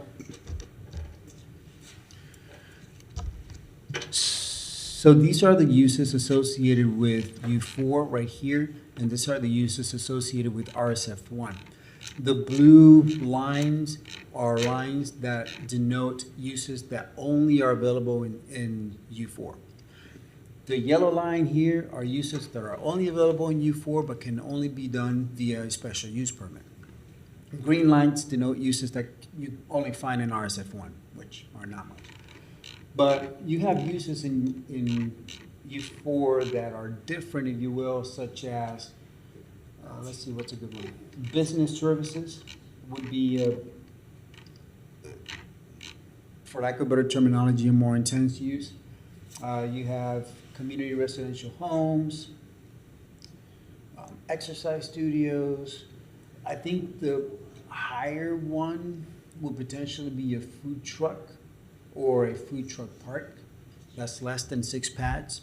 If it's 6 pads or more, then you're looking at a special use permit, which will have to come before you for approval. Places of religious assembly, you can do on both. You can have a museum or art gallery. You can have offices that also include medical, dental, or health services. You can have a restaurant. However, again, that is via special use permit, and that will have to come before you as well. I think that will probably be the more intense of the uses. But that would require redevelopment of the whole parcel. That's correct. Okay. Mr. Nay? He answered my questions. Okay. Any other, go ahead. Thank you, Mr. Chair. Just to clarify Dr. Murmer's last question, it does say in here that the mixed-use office/residential could have up to residential density up to 20 units per acre. But as you clarified, this is only a roughly third of an acre site. So is it proportional like that? Correct. Okay. So this would allow for Basically 6 or 7? 8 acres, or 8 units, actually. Okay, so in theory, it could be redeveloped to be 8 residential units or a variety of businesses. Yes, in theory. Thank you. Any Again, other just questions? wanted to just state why I'm asking this question. So not far from this property, you have a relatively new Starbucks. It's on 13th Street. And I don't know if anybody has experienced what it's like when that Starbucks has We a lot all of have. customers. It's got a bad queue design. Yeah, and I've it's had to drive very by. unsafe for all the kids leaving GHS, like when people are angry and trying to navigate that area. And a lot of those kids at GHS, they live in this in this neighborhood. They live in Horizon House. They're walking around all over the place. So if we have a high intensity business, I mean, I just don't want to see that happen again. I mean, it's a recipe for, I guess I just feel like it's very dangerous. I watched an accident happen right there in front of that Starbucks. So I guess. Thank you. So if it helps the board, just to comment to that, the use that we see here that would more likely allow for anything remotely associated with a Starbucks and queuing would be, and even that, you would still need drive-through, which we don't allow in U4, but restaurant will probably be the closest to that, and again, that is via special use permit. When restaurants are being discussed here, we're thinking about a local or an an established restaurant that doesn't have a drive-through. If something were to need a drive-through, it would have to be allowed within the zoning district, which currently it does not. Thank you. Any other questions? Thank you, Mr. Castillo. Mr. Cotton? Oh, I'm sorry. You got to be quicker. Make sure that it's clear that the property that's fronting 16th already has the U4 zoning designation.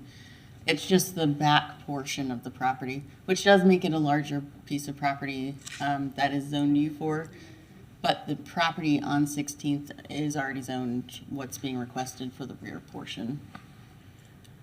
So it wouldn't be changing any of the allowable uses for the part that's facing 16th. Just want to make sure that's clear. I'm sorry, sorry to jump in again. I mean, I think that was clear. I'm able to tell that they are asking to basically extend the zoning, but maybe I'm making an assumption here that's incorrect, so please correct me if this assumption is wrong. By doing this, they can expand that uses, right? So if they have like a current insurance office, that's what it is right now, insurance office, they can make a bigger insurance office, right? They'd have more space to do that. Yeah. Okay. Thank you, Mr. Castillo. The petitioner has comments. Please come up, sir. Thank you for allowing me to come here. Last time I was here, it was 1985. I bought a house that had a sign on it that said Zone Commercial. I said, I can turn that into an insurance office. Little did I know that it doesn't happen that way quickly. The lot was zoned for limited office and residential, currently used as a residence in 1985. I am Richard M. Cotton. This is my wife, Deborah E. Cotton. We have a life estate ownership of the U4 property that's already there, which is only 70 feet wide now. Keep this in mind, 70 feet. The parcel that's a T-shape is zone RSF1, and that is a residential 800 square foot home. When I went through the plan board process, I said I'll never want to have to do this again. And I appreciate all of you. You're doing this without compensation. I couldn't do it. It's a lot of work, and you need to think through things. So I did get the approval, but it cost me some money to find out if I could get the approval. This request was initiated when my son, who is renting that house on the T-shape, if I could show them the parcel.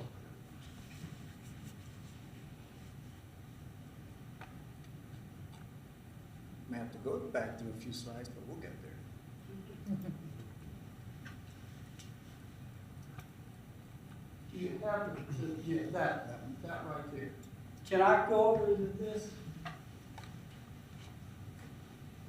I bought this parcel in 1985 and opened an independent insurance agency, Cotton's All Lines Insurance, in 1986. I've been there ever since.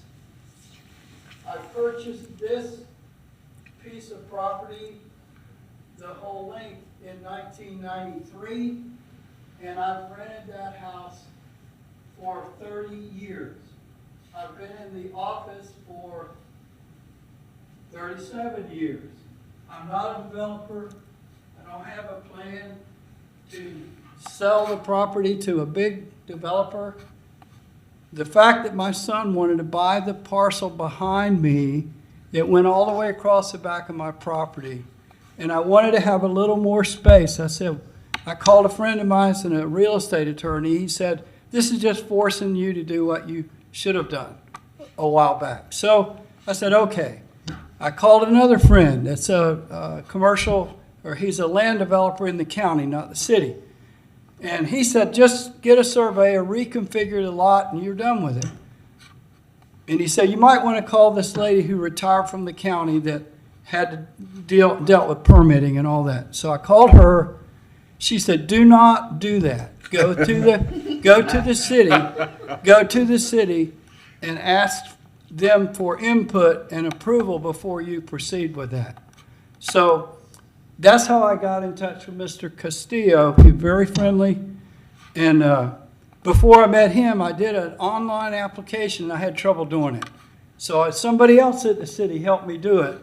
And I thought the fee was $25 for the land use change and $50 for the zoning change. So I sent that in and sent my credit card and I'm all set. And then the next thing I do, I get a bill, $2,300 balance on the land use change and $4,700 balance on the zoning change, and it's a parcel that's 65 feet by 106 feet. It's a tenth of an acre.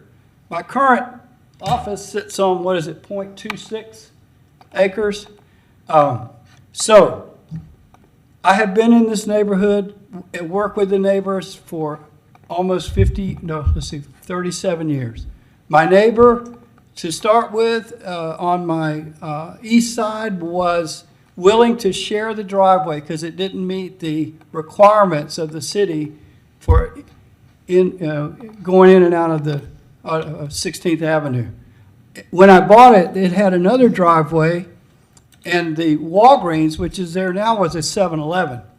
And so I had two driveways into that little 70-foot parcel. After the city sold to Walgreens, they closed one of the entrances. So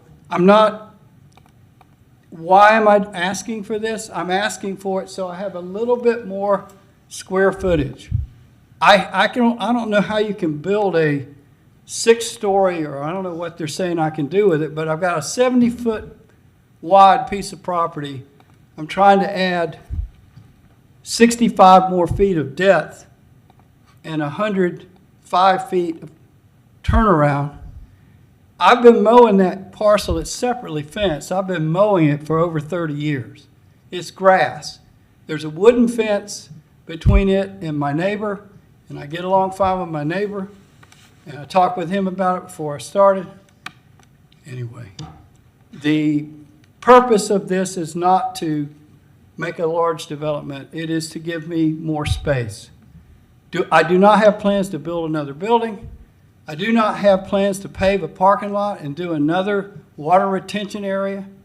I just felt that when I'm going to sell this piece, I'd like to have a little more room in the back. And that's what initiated the whole thing. I'm trying to think of anything I've left out.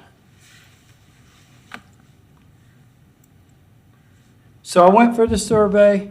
I paid them the money for the survey. The lot's been reconfigured and it's been changed on the Alachua County Property Appraiser's site.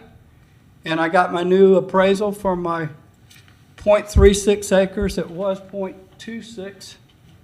And now it's a $50,000 increase for a piece of property zone RSF1, which you said I can't access. Is that correct? I cannot, if I were to build a house on it as a 850 square foot house, could I come through my office? How can you get to it?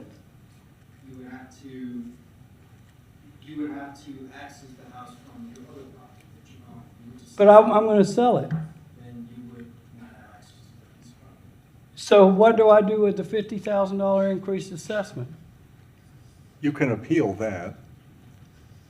Anyway, you found out one thing. We're not really uncompensated. We just don't get to keep the money. Anyway, I did this for what reasons I'm telling you. I didn't want to sell the whole back strip. So I guess I have to have another meeting with the property appraiser and see if that's a fair assessment on a piece of property can't be used if you don't approve the land use change. I just don't know how much development you can do on a 70-foot wide piece of property. I'm already pinched for the driveway, and like you said, at 5 o'clock, good luck on getting out. So, Thank you. Are there any questions for Mr. Cotton? Yes, Mr. Chair. Thank you for coming, Mr. Cotton. I appreciate your time. So to make sure I understand, you originally had one rectangle piece of property on 16th, that's your insurance company, and then you had the long rectangle above it, which is the house that you rent to your son. Correct. And then you decided that you want to sell that piece that you rent to your son, but you need a little bit more driveway turnaround, so that's why you had it resurveyed and adjusted the property boundary Yes. of your business to add the T. So it wasn't always a T shape. You That's recently correct. That's recent. basically cut the back half off of the residential property, added it on, Right. but now you need to adjust the zoning of just that piece that you cut off. Just that small piece, yeah. So that you, and essentially your goal is to have more turnaround space for Yes. your driveway. Yes. No plans to put, one of the concerns that the public mentioned in an email to staff was concerns that you might put a dumpster along the back fence right underneath someone's window because there's a house on the other side of the fence. You can but there ask my be a- neighbor who is right next door to me. He is a customer also, and he knows what I do. I've never done anything to offend the neighbor. He asked me if he could replace the wooden fence when it rotted down. I told him sure. So Mr. Hetridge is his name. And as far as I knew, everything was fine with him. And then he started having some concerns that I was trying to develop the whole parcel. And now he's going to be next to a U4, the whole thing, whereas right now it's only on the back, the west side of his property. It butts up to the west side of his property. And his house, he has a house, a workshop, and a 2-story, I guess it's a rental house that's been there for before I bought either property. Okay. Any other questions for me? I am planning to continue mowing. I'm not planning to retire, so I'm hoping to stay there for a number more years. I want to keep it green. I like it, and it just gives me more flexibility. That's it. Thank you. Mr. Sanchez.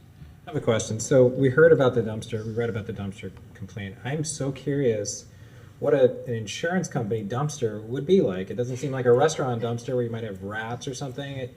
It's got to just be documents, right? I mean, like if you had I don't even know if you have a dumpster on your site. But We use a 64-gallon trash bucket that's picked up every 2 weeks. Right. It's an office. That's what I figured. Okay. And when I bought it, it wasn't allowed to do all those things you're saying, like you could not do a medical office there. It was a limited office and residential.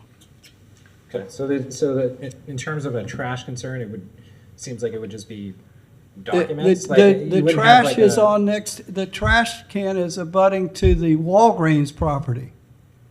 It's not even visible to the neighborhood. What's that? The dumpsters is Walgreens.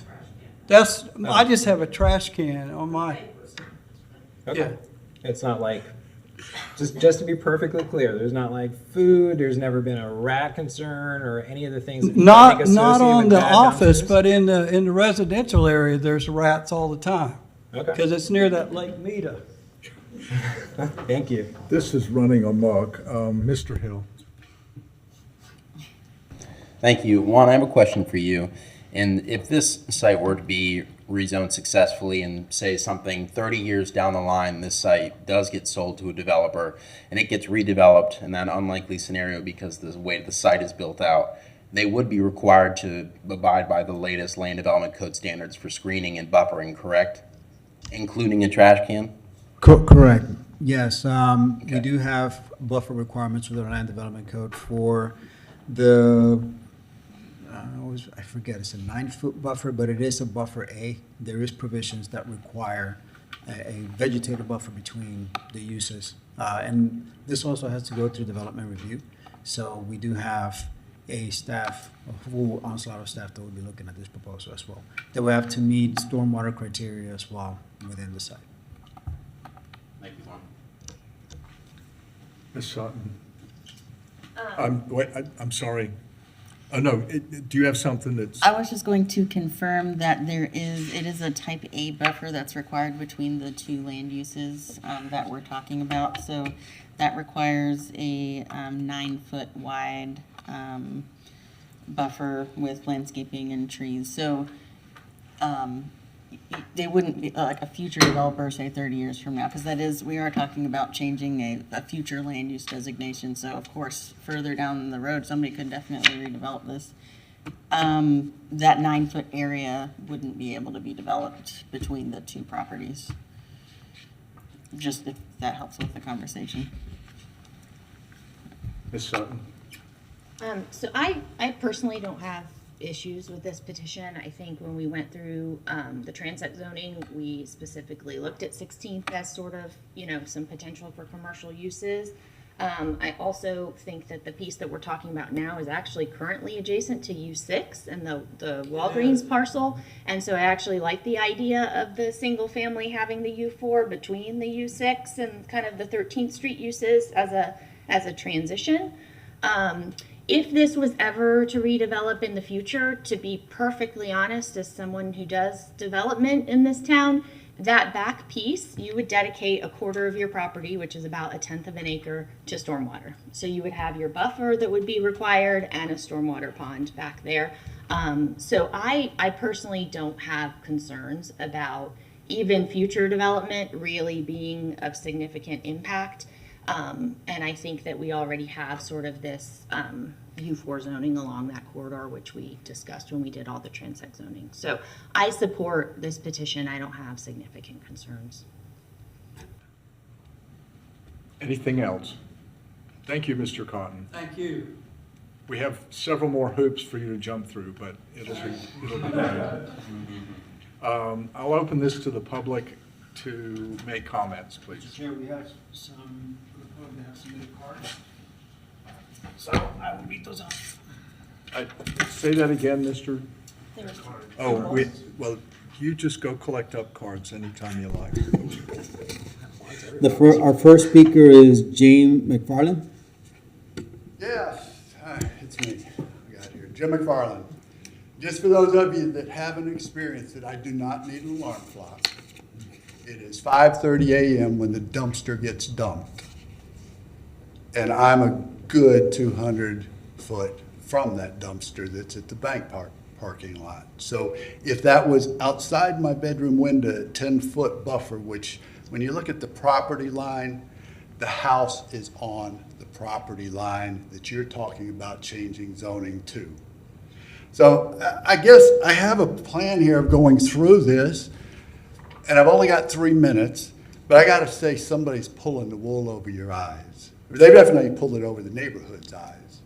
And I want to point out that 2 to 3 foot from the piece of property on 12th Street where all of this is related to with our buffer that goes through a single family, that the ownership and changing and pulling a piece out of has occurred with it posted on a different piece of property, a minimum of 10 foot from the property to the south side of where there's an alley. So when I first went by, I'm thinking that piece of property is making a change. It's already U4, and instead of the guy living there, they're going to do something, and you're just going to have a simple meeting.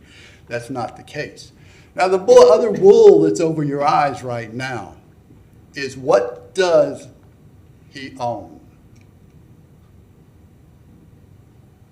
You have the parcel that's come into a T that has just in recent weeks been done on one city map. That's not a change of property yet. The parcel's not been redefined yet. On another map it is, and until today I didn't know it's really already been done, and I'm still uncertain of whether or not it's really done. So in your division, you have not one house with 8 people, 8 dwellings in it. You have 3 houses in a row that are U4 currently that should be developed as a whole, which is not 8, but 24. And if you go across the street, you have the other U4, which is our biggest nightmare in the neighborhood because it's a fraternity house. It has 7 people living in it, 10 cars filling up the roadway right on 12th Street. It's been an issue. Now, this has gone on for a long time. You know, if you've been around long enough, okay, I'm not advancing. Why not? Okay, did. So protecting this little stretch of residential has been important to people that have lived there for lifetimes. the property with the house that is a disputed property line right now, of you changing zoning from residential to that, the house plot maps that the city has shows it over the line on his property. So that's how close this house is. So when they sold the property beside them with the little bitty house in that long stretch, it was a nice buffer. They had no intention of this, and maybe someone's messed up on that and there's already a legal battle over the property that's gonna have to consume. So what are we gonna do? We're gonna carve out. Carve out really is the wrong thing to do in planning. You don't carve out little teeny squares into a residential area. That shouldn't be occurring. That is nationally. That's not just saying it from here. That is a bad policy and one we need to look at not doing, and there's no benefit. So is that property, or should it really have been switched? I sold this to my son. I want this to make this because I now own this and it's this property, and we can make that all, and then I can take this section, well, why not this one too, and come back next month and add it down this line. So the agency's really good. If he's planning on staying there 30 years with his agency, yeah, maybe it's fine, you know, add that little bit there. It's not gonna be any problem for Mike outside the bedroom window up there to have a parking lot right up 10 foot away from the property or the edge of the house. It might be. But I think we need to look at the planning on it. Mr. McFarland, you need to I only got a wind up, minute, please. please. Oh, I got 1 minute 18 on this. You just turned red. You're already over. You're over. You're over a minute and a quarter. Well, like I told him, I probably need 30 minutes, and I would request, because it was improperly posted, that you deny the application today, and if you're not going to deny it, postpone the meeting so that enough information can be brought up to make it a true statement across the board. Thank you.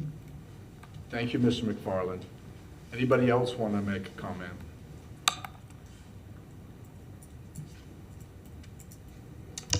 Hi, I'm Stephanie Jones. I'm just a couple houses down from the little carve-out spot we're talking about. I'm just going to read this real quick. So I moved to this neighborhood instead of an urban area because I thought the city of Gainesville was protecting single-family residents. I plan to live here for many years to come, yet this type of petition to change has me worried about the choice. I feel this petition for rezoning, even a small section, is a mistake. The action would surely result in a more residential areas being impacted in the future. I feel this is going to hurt the value of adjacent properties. It is unfair to continue to put the burden on residents to protect their property from change. When the neighborhood and adjacent properties object, such petitions should not be approved. I disagree with many indications in the staff report that this is acceptable and wish we had more time to present all the facts. Please vote against the petition for zoning change. Thank you. Thank you very much. Anybody else? Seeing no one else, I'll close the public hearing and bring it back to the board for comments or a motion. Thank you, Mr. Chair. Just one more comment to wrap it up. Again, Mr. Cotton seems very earnest, and I don't have any reason to mistrust your intentions or anything like that. However, hearing that the intent is to indeed sell the piece of residential property that the carve-out was taken from, on top of this rezoning and land use change, just deeply concerns me for expanding that transition area from the RSF to the U6 with the UT in the middle. And I genuinely do have concerns with whether or not it meets the different bits and pieces of the comp plan policies.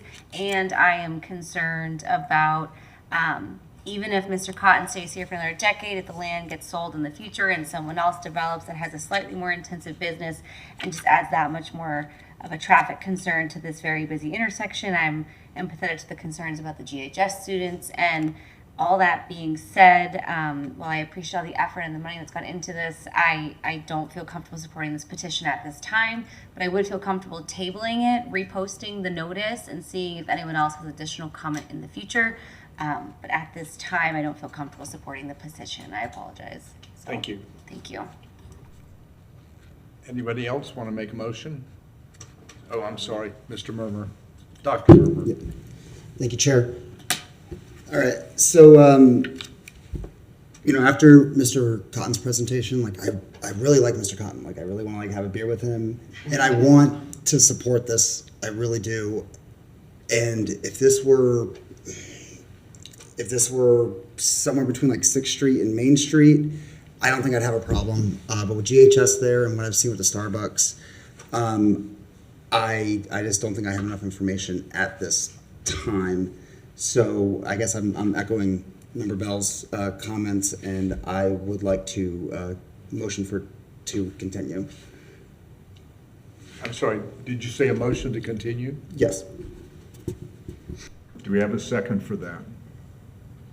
So a motion to continue would be tabling it to a future meeting? Yes. I second. Any comments on that? We have a motion and a second to continue this to sometime in the future. All those in favor say aye. Aye. That is Just us? just the two of you? Yeah. All those opposed? No. No. Motion fails. Okay, I'll make a motion to approve LD 23-72, the cotton land use item based on the staff report and the presentations here tonight. I'll second that.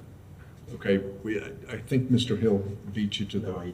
Oh, okay, Mr. Suarez. All right, we have a motion and a second. Bob, you're off your game today. I am off my game today. We had 2 meetings this month, that's why. Yeah, it's too early. All those in favor, please say aye. Aye. Aye. All opposed? Nay. It appears that it's 5 to 2. 5 to 2. Like 6. 5 to 2 in favor. Okay, and did we read both into the record at the same time so we can make the second? Okay, I'll make a motion to approve LD 23-71, the cotton rezoning, based on the staff report and the presentations tonight. What did we just vote on? The land use. Oh, I'm sorry. This God. is the zoning. Yes, do I have a second? Second. We have a second from Mr. Hill. All those in favor, please say aye. Aye. All opposed? Nay. We have the same 2 opposed. 5 to 2. Thank you, Mr. Cotton. And just for the record, this will be referred to the city commission. We're not the final decision makers on this, so the same people should get notices for that meeting, and please show up to the city commission and let them know your thoughts. Thank you. We're on to member comment. That's the end of our agenda. Thank you. Dr. Murmur, boy. You got it that time. Thank you, Chair. I meant to turn that off. That was my bad. So I wanted to mention that I noticed that a couple months ago, I believe it was in June, this board had discussed the inclusionary zoning proposal. And then that was continued, and I was hoping we could have a discussion about when we plan on considering that again. I'm in favor of hearing that. That's a staff question. Hmm? That's a staff question, not a board question. Yeah.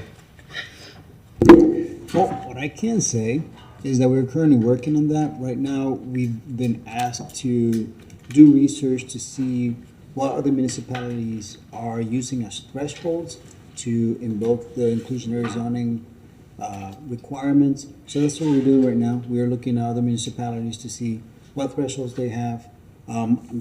We're trying to keep it as consistent to characteristics of our local, of like a small college town, relatively 150 or so population with similar as best possible nomenclature. So that's what we're working on right now. We, with everything happening, it's been a bit difficult as far as getting this research on the way as expediently as before.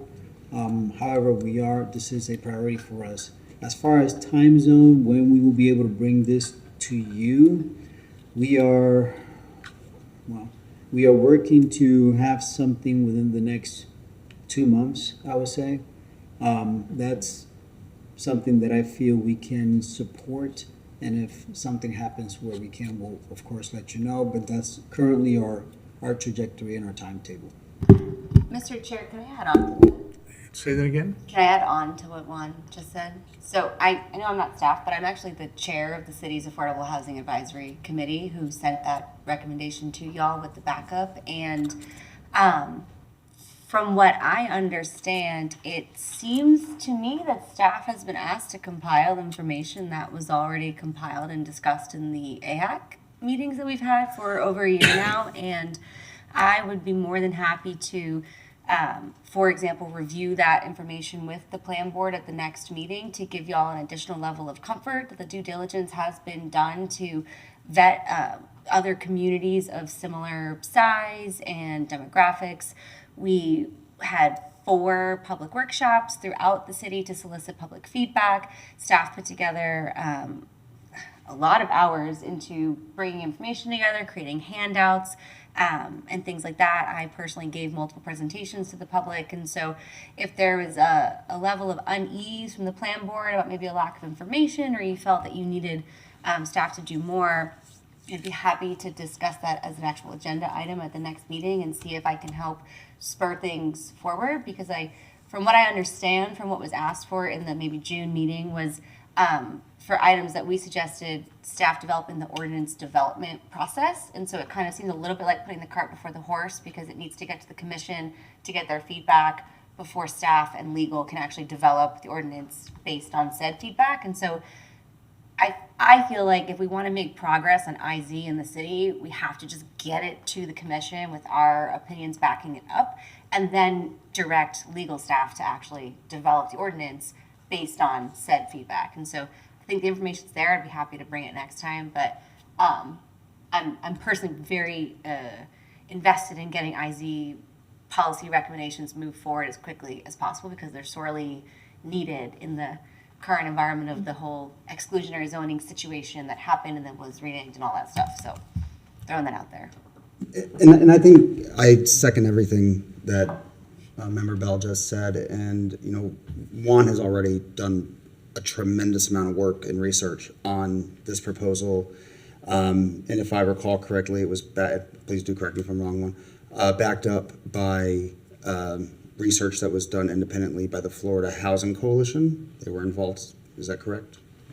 And the HRNA report and Beaver reports, there's other literature that's been placed in the background. So there's a few avenues for it.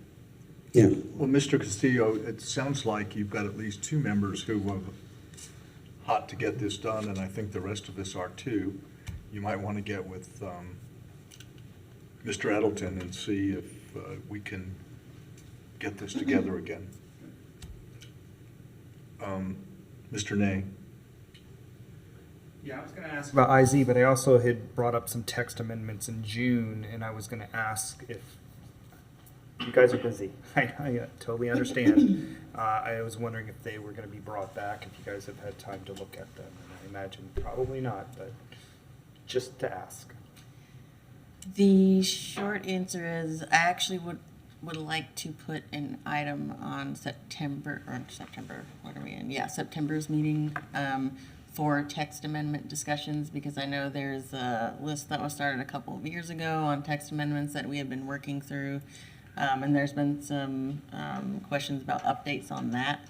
So I would like to have a bigger discussion about all of the different text amendment requests that have kind of come up over the years, and kind of regrouping on how we prioritize those and where they all fit in. Because to your point, yeah, we haven't really had time to work on yours. But we also haven't had time to work on a lot of other things too that came up prior to those requests.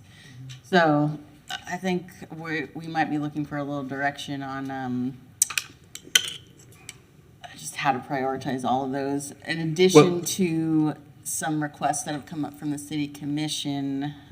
Commissioner Eastman a couple of weeks ago requested that we do some work on the subdivision process, which is sorely needed, I think, or sorely, maybe that's not the right word, but it could be beneficial to do that as well. So I'm happy to bring an update on those types of things at the next Yeah, meeting. or maybe, see, originally I thought the joint meeting with the city commission was going to actually deal with this, and it ended up being kind of ceremonial and not much happened.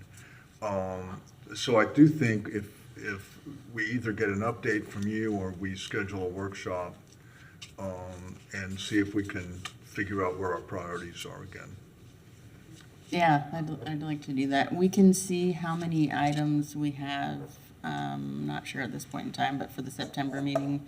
And maybe we can just have that discussion then, or like you said, we could do a workshop. Well, Yeah. I'm open to suggestion. Ms. Sutton. I would just say, as far as the IZ items, I think in general, this board has been very supportive of that. My specific concerns that I think I kind of brought other people on board with was the actual implementation and the mechanisms of making this happen and holding people accountable and the thresholds of, levels of development that it would be required kind of impact, how complicated it's going to be to do this and who we're expecting to do that work. So I think most of my concerns were about that implementation piece, and I'm not sure if that research has been done yet, but that's really important because I'd hate for us to push this forward and not have a strong system in place to actually make it happen and enforce it and hold the developers accountable.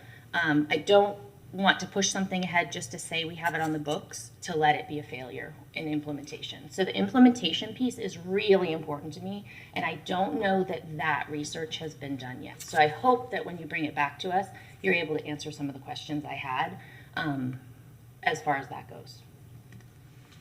Dr. Murmer. That's actually great comment for me to build off of. Thank you, Mr. Chair. So I'm assuming when you're talking about implementation, your concern is, we probably have many implementation concerns and they're probably all justifiable, but one thing that comes to mind is the in lieu of fee, right? And will that be abused? Is that?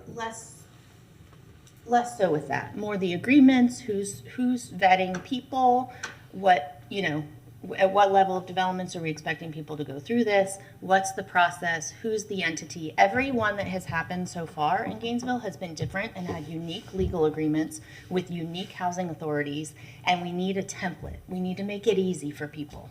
We need to say, here you go, fill out this form, and we're gonna, when you have your unit ready, just contact this person. That is. Then they're gonna help you. Yeah, no, that's actually. And we don't have that. And Oh, no, it's that's great. I'm really glad. That's really, that's implementation. yeah, that's the really big how it problem. works. Yeah, we've been doing this project by project. Mm-hmm. Every agreement is different, Mm-hmm. and then we also have who is providing tenants, and we just need to have a template, something that makes it easy so that it's not really difficult for people to provide these units. And right now it is. And well, I think it would be, are you saying it's difficult for people to provide this unit where there have been set-asides in current developments? Is that what you're saying? We're just seeing those coming online now. They're the coming first online one right is now, finishing. but every building has its own agreement, Yeah. which is not the same.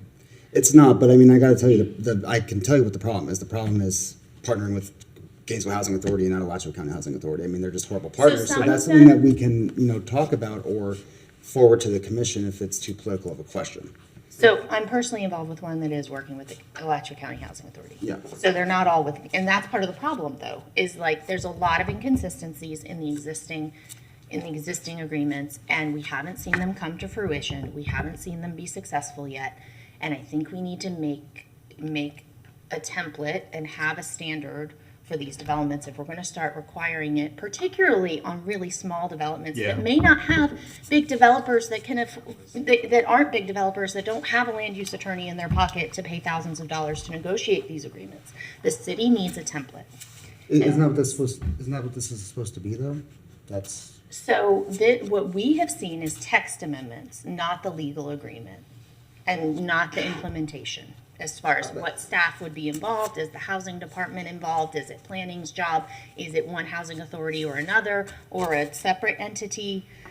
So we have asked for research for how this is implemented in other cities. If I may, I 100% agree with everything that you said about needing those items to be consistent and to have those templates in place, but that is the exact item that I think is putting the cart before the horse, in the sense that our recommendations have to get to the commission before the commission can direct our legal staff to come up with that template agreement. And that's how I understand the because the commission just directed, let me give you the background. The commission directed my committee to get public feedback on the primary program elements of a standard IZ policy, which was partially backed up by the report that Mr. Castillo mentioned that was done by a third-party entity, which identified our current state of affordable housing and what their recommendations were. We took their recommendations, which was the initial kind of city stance on what our policy should be. We took it to the public to solicit public feedback. We updated our recommendations, and we felt that that needed to get to the commission so that the commission could direct legal to start to craft the ordinance and the template agreements and actually come up with the legal language to back that up and submit it for then review again through all like the folks on this committee who are the experts and work with development and things like that. Because, for example, we're suggesting a 10% set aside on developments that are multifamily developments of 10 units or more for folks making 80% AMI or less. And so that's recommendation could go into the template language, but the city commission has to decide which department is going to facilitate that and issue those agreements, and none of that can be put in place by my committee or by this committee. It's the commission who has to direct. And that's my understanding as well. I was at an AHAC meeting where John described that exact process. So I'm also a little concerned about being a little mean to staff, because we're asking them to do that this time, but it is going to be coming back. And then what are we going to ask them to do next time? I'm just wondering if there's just going to be duplication of work. At the risk of, we're not new to this. We've been doing this for a long time. We have a cart. Yeah, our problem is we've got dozens of carts, and we need to standardize them. Right. We have a bunch of carts going right now. They're about to come online. I understand, and these carts would not be beholden to the policy recommendations that we have made. That's that came from the not board and the the- commission. And just, I'd like to. I honestly think you're missing the point. What's the point? The point is, right now, we have no system for enforcing any of these agreements. Nothing. We have nothing. Right. Which is what we have suggested through the primary program elements of an IC policy that we need commission to direct staff to develop, not Well, the city plan board. if AHAC has already done it, then we don't have a problem. Yeah, we've done the basic legwork to identify the sister communities and come up with the comparisons to all the other folks who are doing it and doing it well. And those recommendations came to the plan board and needed to go to the commission so that the commission could direct staff to develop the legal language and the draft agreements that would back up the policy. But we can't have staff craft a draft agreement, for example, based on a policy that the commission has not agreed with. So in all due respect, the plan board is advisory to the city commission on land development code changes. Mm-hmm. And that's what we're suggesting here. A lot of this would be a land development code change. Staff did bring us language that would go into an ordinance. Land development code changes form the ordinance. Legal office adds their other stuff, all their details. But the code change is typically vetted at the plan board first and then referred to the city commission. So that is our role on this board. Welcome to the plan board. You're going to see a lot of things that we refer to the city commission for ordinances. And I guess So we vet the language first. It doesn't go back and forth 8 times. That's not the intent. I mean, it does sometimes. Occasionally, but occasionally. But typically, we're vetting it out. We're meeting with the community. We're bringing things together and giving a recommendation to them so that they can make a final decision. It's not my understanding that it's not my understanding. I don't know what we would vote on to send them if it's not the code language. they're free to discuss this at any time. What we would send to them as an item with a recommendation from our board would be the code language, though. That's the function of this board. Maybe the lack of the understanding, So- that staff told me that we were making general policy recommendations that the commission would have to say yay or nay, and then code change development would happen. We didn't identify any specific code changes or language. We just identified very generic program elements that we were told by our staff liaison needed to go to the commission for the commission to say yes or no, and then staff and the plan board would develop the code changes. We've actually looked at the code, the We've seen proposed code. code. Our problem was it was incomplete, meaning there needed to be more to it. And that is the way this is implemented. In some kind of cogent fashion. We can do code, and if there's just nobody responsible for doing it, making sure it works the way it's supposed to, then we don't have anything. And I would suggest that if you feel like the commission isn't hearing the larger policy recommendations from the Affordable Housing Committee, that you ask to get an agenda item on the commission. We were But told that it doesn't need to had- come through us first. We were told by staff that it had to go through the plan board first before it could get near the commission. We don't give large policy recommendations. We give recommendations on code changes. Specific code changes. And our objection to the initial proposed code from staff was it needed more. It didn't have, it was too generic, and it did not address a whole range of things. It had a lot of stuff that's good in it, and the plan board supports it in general, but it needs more details. Or it's just not gonna work. And that should be available on that meeting's backup. Was it June? So I would recommend that you go look at that text amendment that was proposed in June so that you can see that is what, we were being asked to vote on to become an ordinance. Yeah, I guess just my last point of confusion is, are we wasting staff's time by asking them to develop code based on policy that commission has not stated support for yet? Like, commission had their draft IZ policy. I mean, I'm genuinely confused because So that's a great question. Because the city has their draft policy and the people weren't happy about it. So they said, hey, go out, talk to people, have workshops, come up with better recommendations, which we did.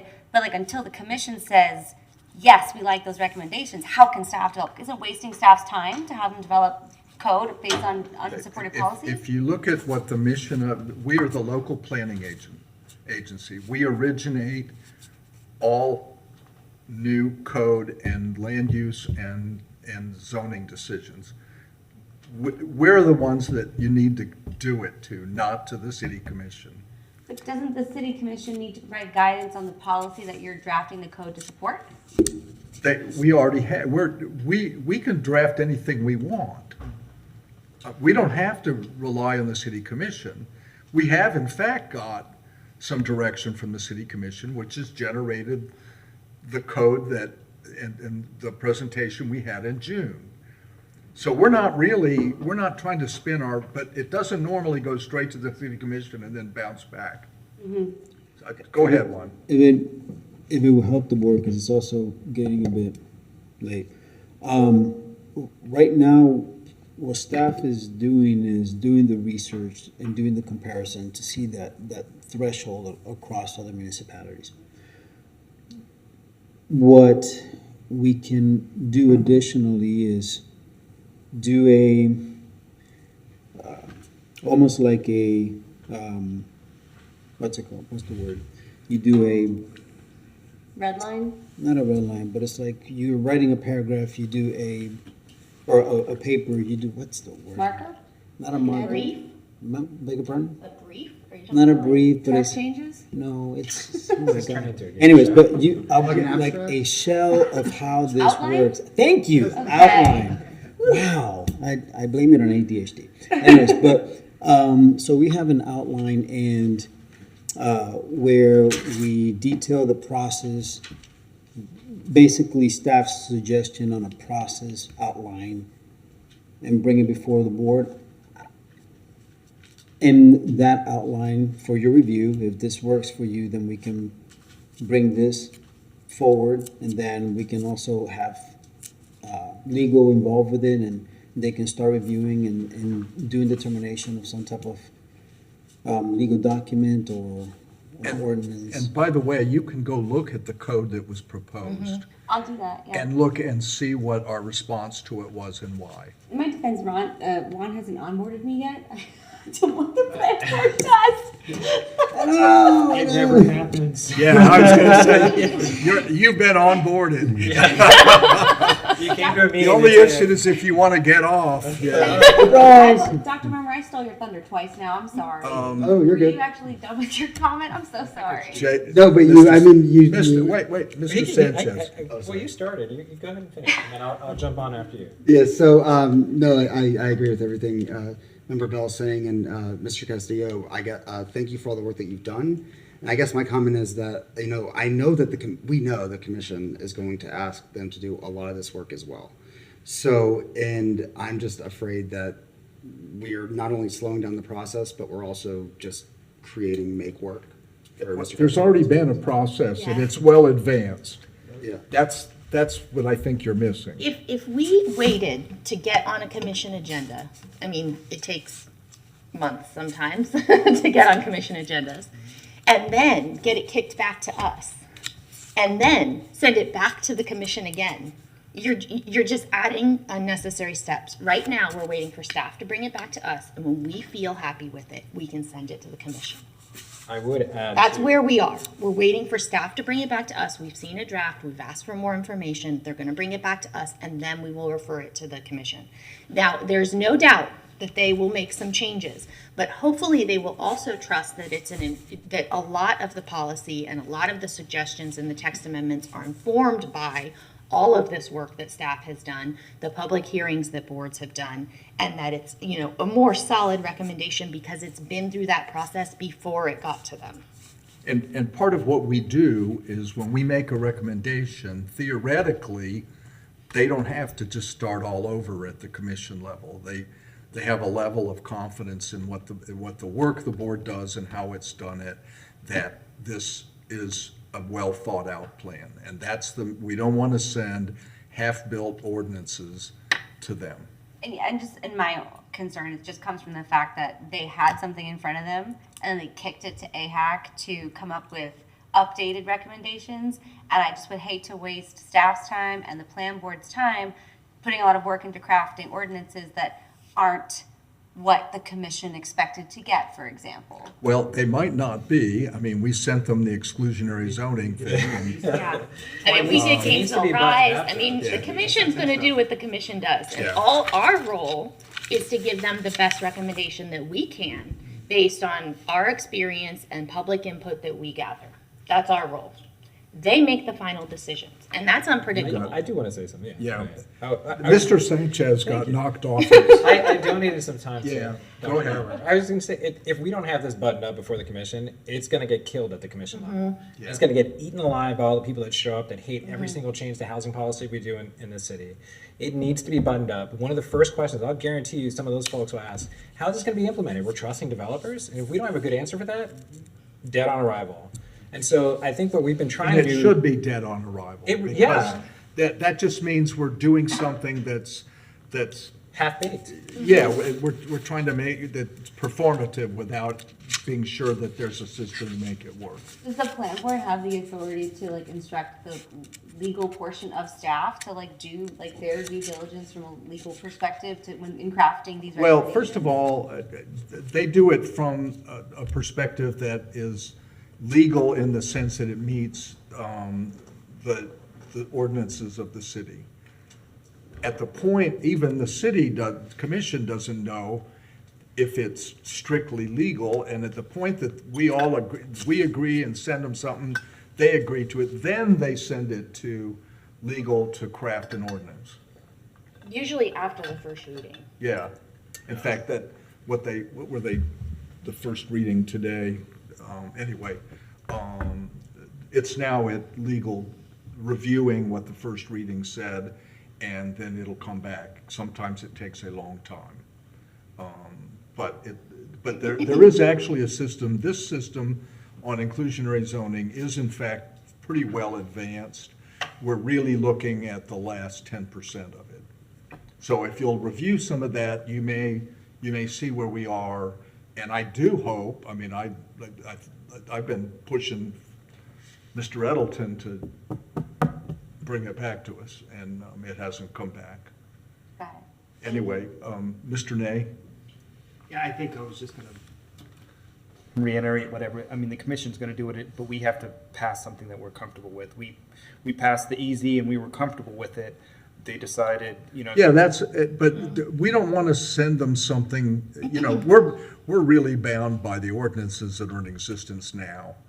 And so we don't send them stuff that theoretically that's half done or that's a bad idea. We try to send them something that we think is effective, and part of the inclusionary zoning, which I support very much, is that if we don't have some way of having this, a mechanism for this to be implemented, then we're doomed. The whole thing is going to be performative, and we won't get what we want. And I think probably the commission will figure that out too. So we need to get that last piece. That's a hard piece to get. But just keep whipping Juan. Poor love you, Juan. You were still blinking. Are you done? No. Whoa.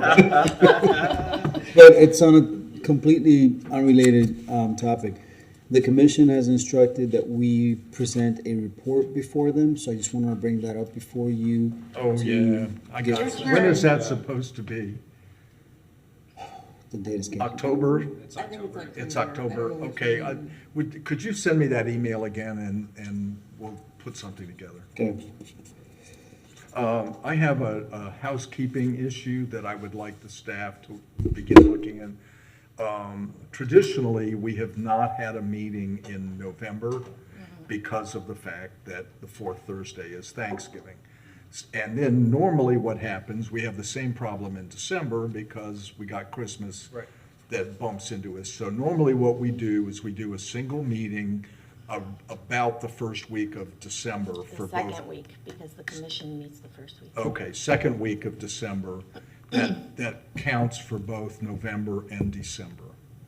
And ideally, I want y'all to figure out the date to schedule it so that petitioners will know. Okay, we didn't do that last year. We ended up just, that's technical talk for we didn't know what we were doing. Well, I can say for the calendar as it's been set up for this year, there's a meeting scheduled on November 30th, as well as, I'm seeing this December 8th. No, don't do that. Do it. Yeah, We did that just last December year. 8th. And I think the reason why is because in the past few years, like you said, normally it just wouldn't be on the, there wouldn't be a meeting on the calendar in November, but we keep running into a situation where we have items that we want to bring to y'all. So you're saying just hear everything in December? Yeah, let's do that. I think that'll be, even if it's a long meeting, that's all right. But I think that's the only rational way to do it. We've done that for a lot of years. Okay.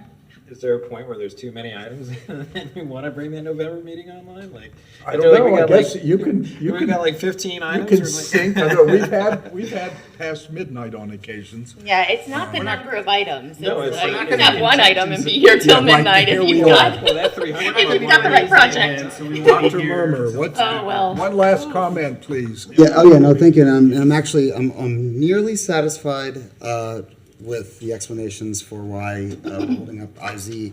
The one thing it's still not quite fitting with what everyone said together is if we just need to know how other communities have implemented this, like how do they ensure, if that's like a big thing, how do they ensure that the units are, that the developers are following this, right? That Correct. How do So we? it's not just how everyone else does it, but what will work here. Yeah.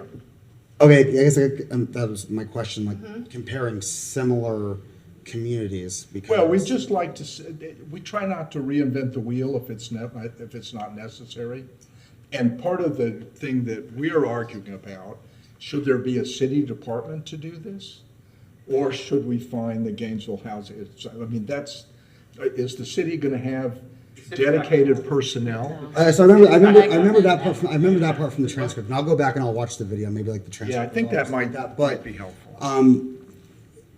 If Florida has laws that govern part of this, so it's good that there's a comparison with other communities across the country. But is it possible to find a similar enough community in Florida that has done this, or is this like We don't know. But so that's my last question then. If there isn't a community here in Florida that's similar enough to Gainesville, Then we reinvent the wheel, or we invent our own wheel. I'm just wondering if this board's comfortable doing that, because I don't want that to be used as an But excuse. it has to be invented before you put the policy in place. Yeah. Or the policy will fail. I So get that. I you just have wanna to have make- the mechanism of implementation figured out before the policy And goes keep in place. mind, if you're going to require this for anyone from 10 units up to 400 or whatever we have, that 10-unit developer is really slammed. Well, that was If a you- point of contention too. I remember. That's a very different yeah. person. That's a very different person than someone developing 200 units. Yeah, And it- my it is. suggestion was actually to raise it to 50-unit projects, Yeah. Right, I believe. And so And that that's- if you had a that's 200-unit project, maybe you went up higher than 10% or something. Like, And- I had multiple suggestions in that meeting, so I hope that you all will go back and review that. And I hope that staff will bring something back to us that gives us those options. And this is not just foot dragging, it's a very complicated thing we've got to get right. Yeah, and our concern was just that staff was repeating efforts that were already done through the AHACS request, because we have compared the communities. Ocala and Tallahassee both have IZ policies. Have they actually implemented them on developers? Possibly not, because this is all kind of new-ish, but it's good feedback to hear, so thank you. Okay, Seems like staff should just talk to you guys and then they get an easy answer. yes, Yeah. we will. Anybody else have anything? Motion to adjourn.